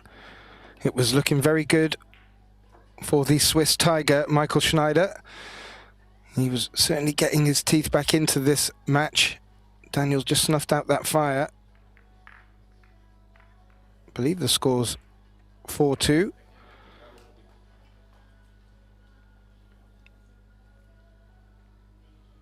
And just to let you know, straight after the semi-finals, we will of course be going into the 10-ball women's and men's final, and then following that we will have the presentations not only of this but also from our straight pool event, and that was won by Linnea Halmarstrom, who's playing over in the other semi-final of this 10-ball event in the women's straight, and the men's straight taken by the German Stefan Kasper. If you missed any of them matches or want to go and see how they played out, all of them available on Pro Billiard TV. Please do like, share and subscribe if you're enjoying this content. Michael Schneider to break. He trails 2 racks to 4 in this race to 8. The 3 took some encouragement there, Arya, but it's dropped in the center pocket, and that's got a very good look on the 1 here. Nice. Yeah, I'm wondering whether he can hold it directly onto the 2. If not, he'll have to use the bottom rail.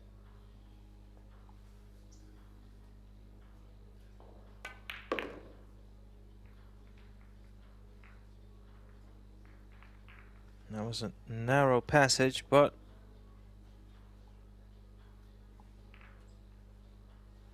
played to perfection.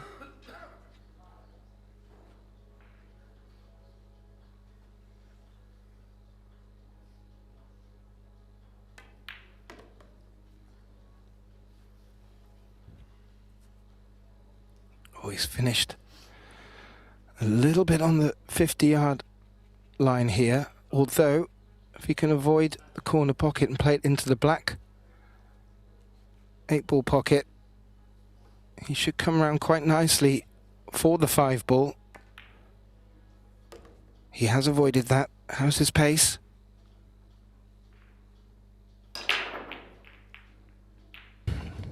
Well, probably thinner than he wanted, but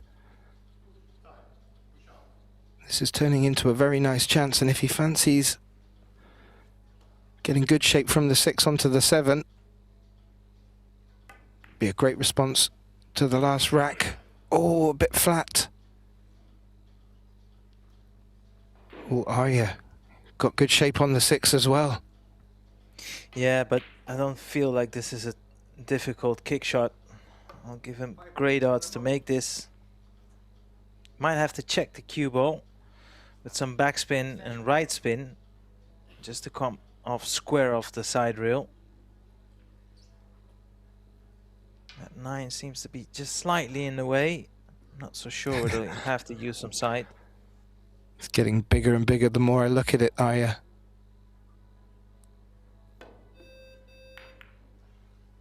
Oh, just a little bit earlier on that short rail, and that 5 would have dropped. And I think that's just held up for the cut. Yeah, most definitely. And I think what you could see from his body language, he's very disappointed with the outcome. That was a chance. It might not have looked like one, but it really was a chance.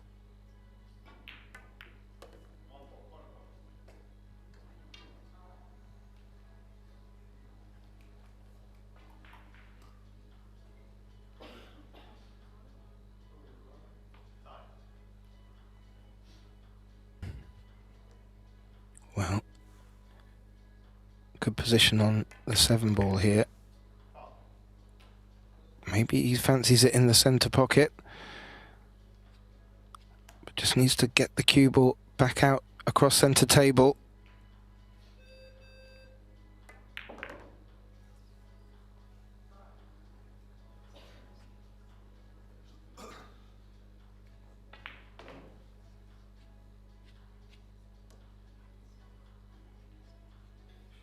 Well,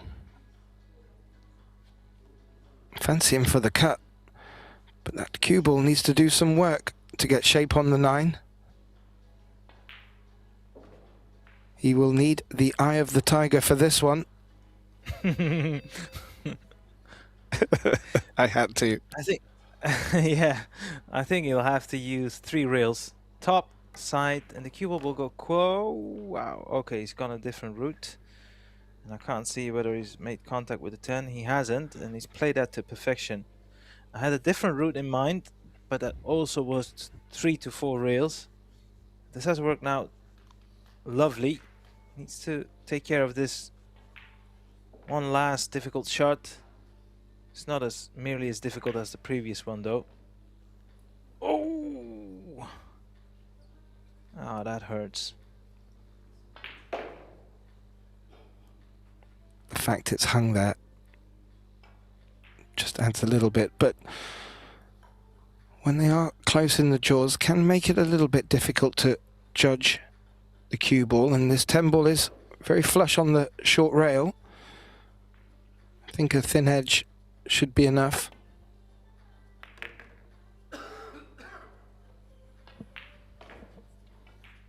And you have to say a steal for Daniel Maciel. Schneider put in some good work.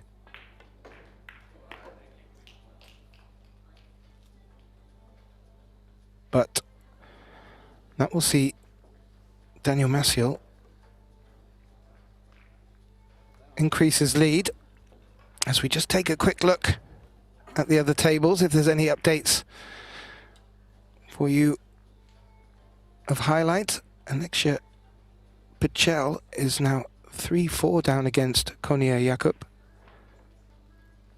And Olivia Zalewski is the scores are coming in thick and fast. Is 1-4 down against Lena Primus. Ina Kaplan trailing 1-4 against Linnea Halmarstrom. So some great matches happening in our semi-finals. Does appear that Michael has taken a break. Excuse me there, Aya. So he's taken his time out. I think Aya and myself, Gethin Davis, will just refresh our glasses while we can. And we will be right back to catch the remaining racks in this thrilling semi-final. We'll be right back.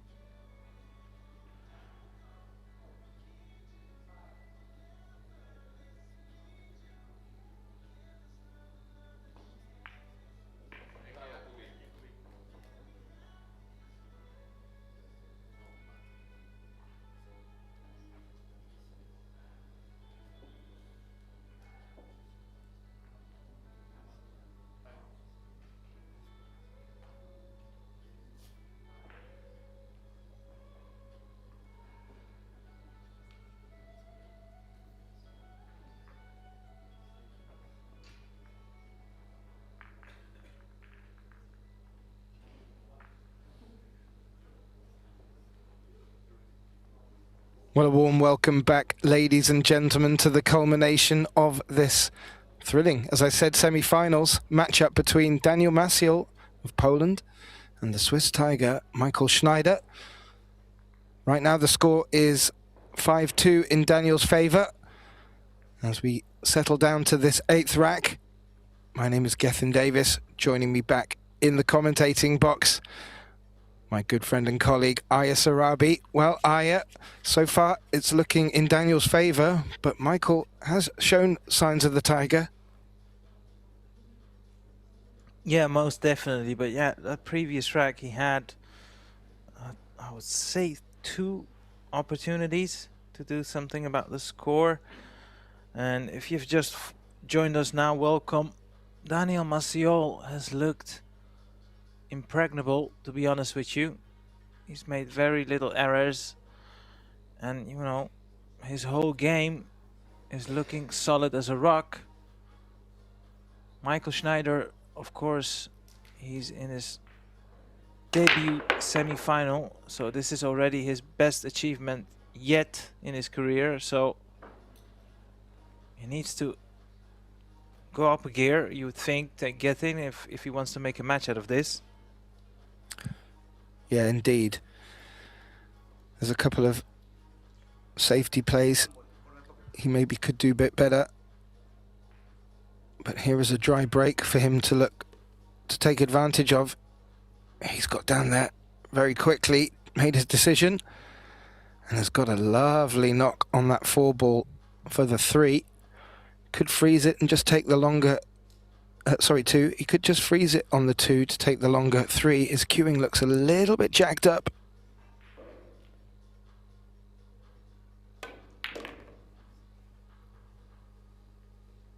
Got some movement. Well, he's just come back from his timeout, Aya. He looks raring to go.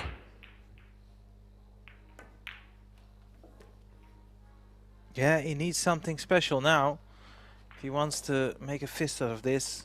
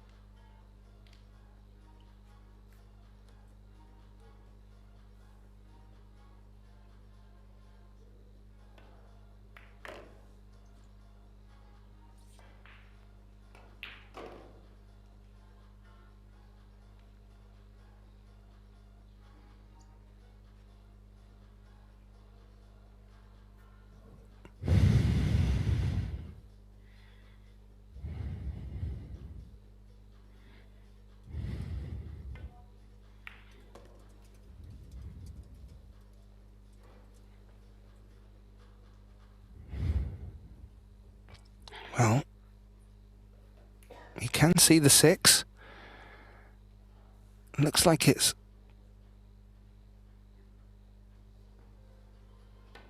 I was going to say, it looks like it was thick enough just to follow through off the short rail, but that cue ball has lost a bit of speed, and it hasn't come up far enough for the 7. And now Aya, he's got a very tricky shot if he wants to take this racket this visit. Yeah, this is a tricky cutback, like you said, Gethin. This is, I mean, the pot, I'll fancy him, I would say, 8 or 9 times out of 10, but to control the cue ball is the hardest part of this shot. Now, ooh, it's just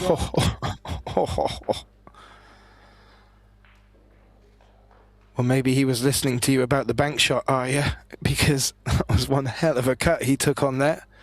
Full credit, made it. In with a real good chance of extending his lead yet again.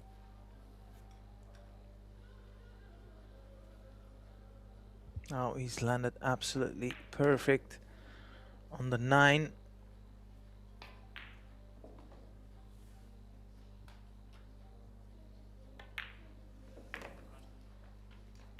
What can you say? I have to say, from my personal perspective, I really liked the look of Michael when he came back from his timeout. Just looked like he came out for business. Sort of put that belief back in his ability, because he certainly has it. However, on that occasion, that missed 4 proving really costly. And I was alluding to our colleague Tim Delauter's comment on taking a 4-rack lead. Well, Daniel Maciol has done that. That gives quite a steep mounting now for our Swissman to climb. However, as we've seen in the past, Pool can play some magical twists and turns, and at these sort of stages of events, well, they do tend to come along now and again. Michael Schneider with the break. He trails 2 racks to 6 in this race to 8 semi-final.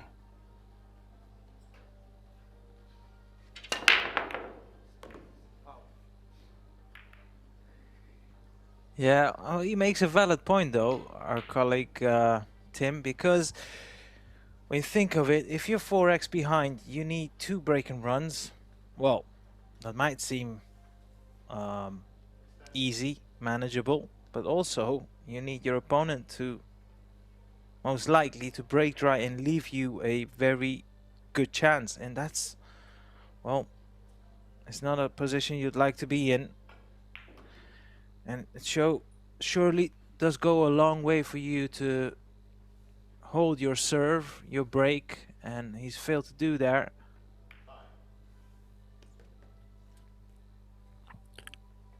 Well, as the cameraman picks up there quite nicely, the 4 locked against the 8. That could provide an obstacle for Daniel here. He did take a good look at it. This is all about the position he's gone for here. Is that flat enough, or will he have to come off the short rail and into the 8 perhaps? And that would suggest that's what he's looking at.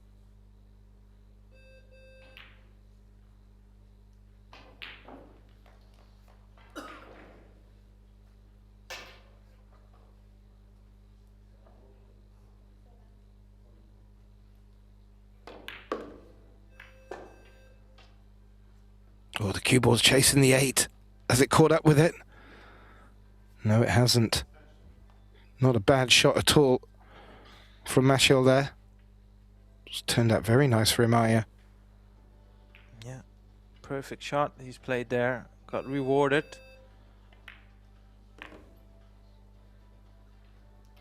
When you attack the balls in a positive manner, you more often than not tend to get a bit a reward behind it, off the back of it, and that's exactly what has happened there. He's executed that shot to perfection, and now he's looking like he's about to put the final nails in the coffin.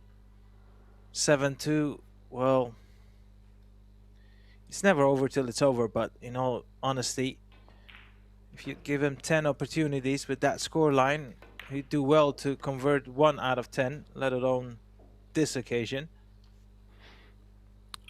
Yeah.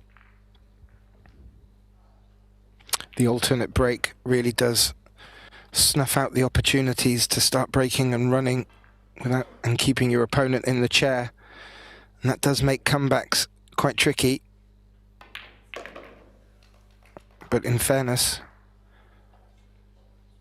Maciol playing the better pool out there, more consistent.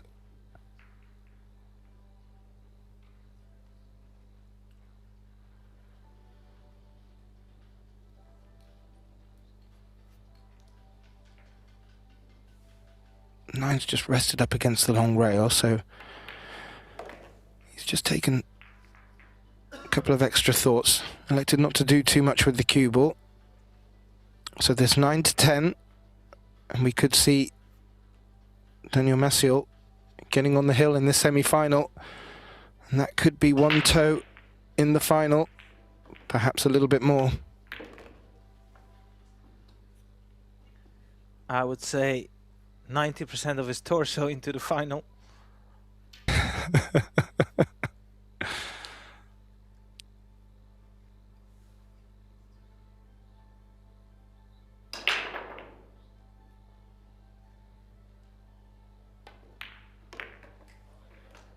Yeah, and we've seen this already, Aya. Daniel Maciel punishing a ball in hand. And on this occasion, punishing that misfought. He had to make a difficult clearance there, but still, more importantly, punishing your opponent's mistakes. Daniel Maciel on the hill. As you alluded to, Aya, maybe not too much room for the Swiss Tiger to get back.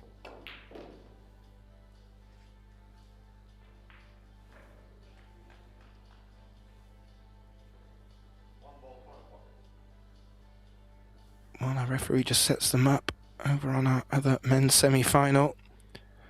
Alexia Pichel from Serbia has taken on the Slovakian Jakub Konia. He is trailing 3 racks to 6 against Jakub. And in the ladies' semi-finals, Olivia Zaleska has brought it back to 4 apiece with Lena Primus, and Ina Kaplan just trails now by 1. 3 racks to 4 against Linnea Halmarstrom. Daniel Maciel to break on the hill, quite possibly for the match.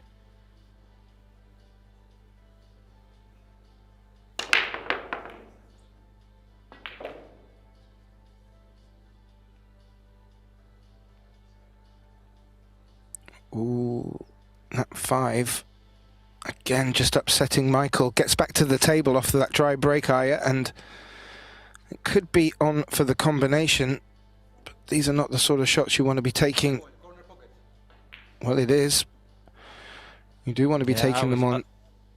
I was about to say, at this point, he'll try everything and anything. There is absolutely no room for error, no room for hiding as well. So you might as well just go out swinging and, you know, chip away from that lead. But he's not got the best outset to make anything out of it, that's for sure. No, that 3 spoiling the party a little bit, but he's just had a good look at it. There is always the play for a combination, 3-7 or 3-10. However, is there an opportunity for him to come underneath it? He hasn't, so the 3-10 combination is on. He's already made one in this rack.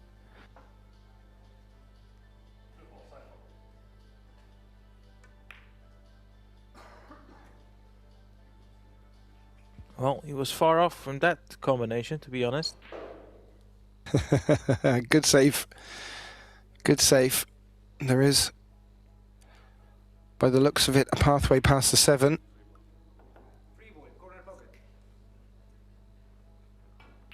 So Daniel Maciel has called the bottom left pocket, but we'll be looking to get distance between the 3 and the 1 in the least.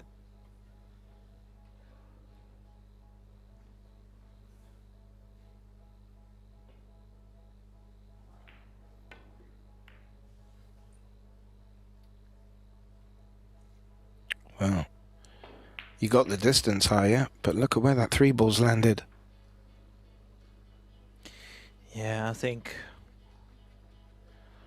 Daniel, he's not too concerned about any of this. For him to even feel slightly uncomfortable, this has to go 5-7 within like 15 minutes. Then all of a sudden he might think, hold on, what's happening?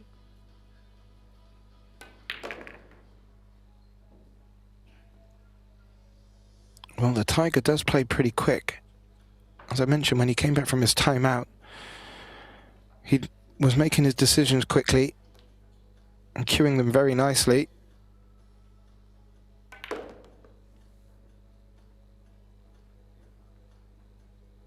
He's picking these off well as well. Maybe he's just had a little listen to your Aya. It's given him a bit more pep in his step. Yeah, with this format, it's you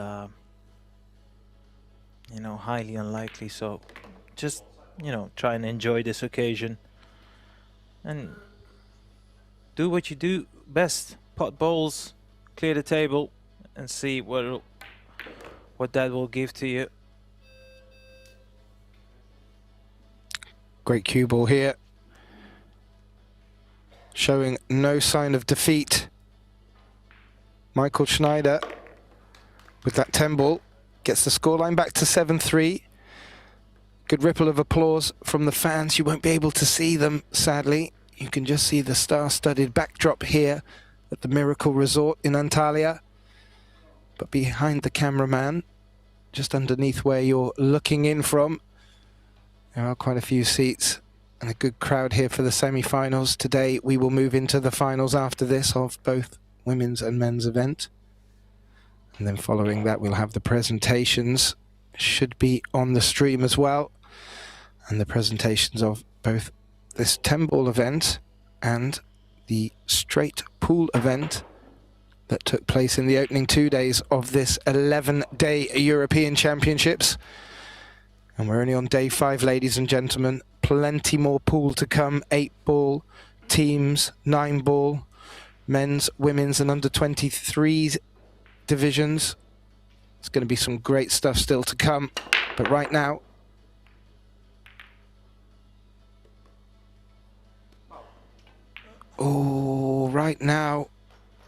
what looked like a good break for the Tiger has just flipped that cue ball, finding the corner pocket area, and wow, what a result. Yeah, it's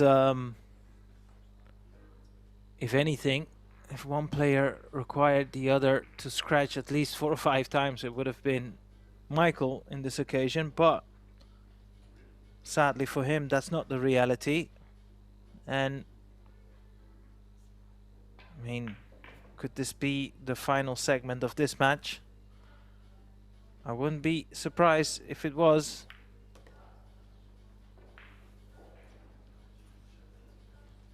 Well, we're having a look out over the table, Arya. Every ball has a pocket. So Maciel not needing to improvise or play anything elaborate here. Can just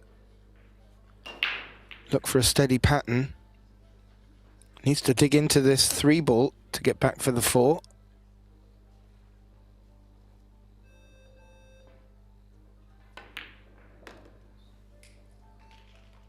Avoids the 8. It's come a bit flat. Maybe was looking for a little chunk of the 8.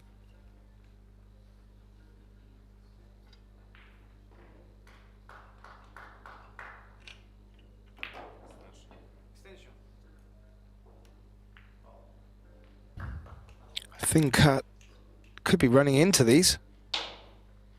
Yeah, I think he'd be better off to send his cue ball up and down the table in between the gap of the 10 and the 7. He needs that cue ball to travel in that area. You'd think if he nails this positional shot, that would be highly likely the passage towards the final. Well, he's gone in between a 5 and a 10. On a 6 pins.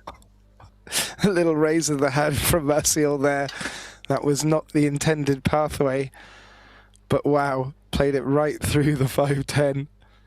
And, well, little 2 rail escape here. And I fear that you are bang on the money. The pathway through to the final really starts to open up for him. Oh, nudge on the 6 might have something to say about it. A nudge on the 10, rather.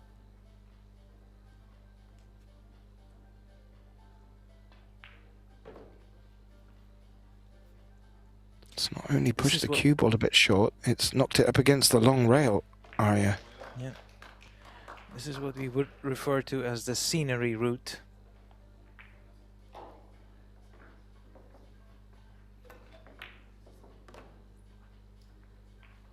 Made the pot.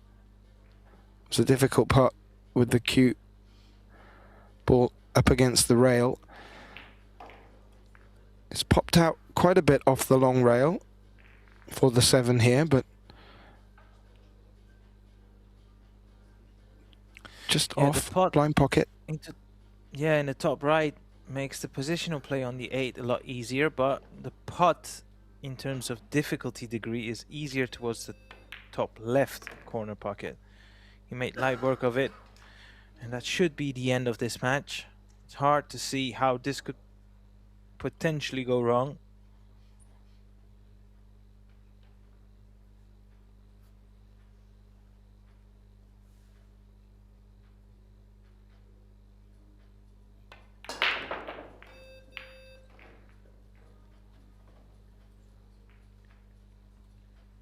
I'll tell you what, Gethin, this has really been a clinical performance. He's made very few errors, and all departments of his game were on point. So he'll be a tough nut to crack in the final.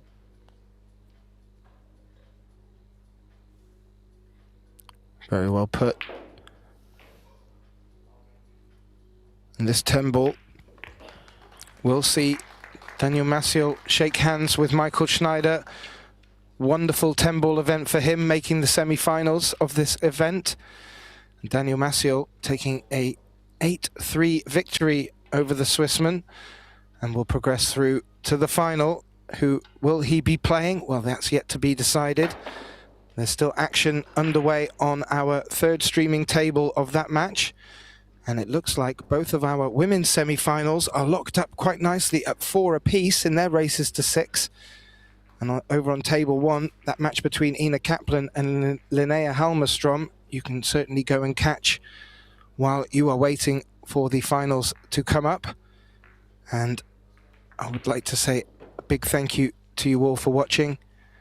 And a big thank you to Arya Sarabi. My name is Gethin Davis. We look forward to having you back very shortly for the women's and men's final of this European Pool Championships 10 ball event. See you soon.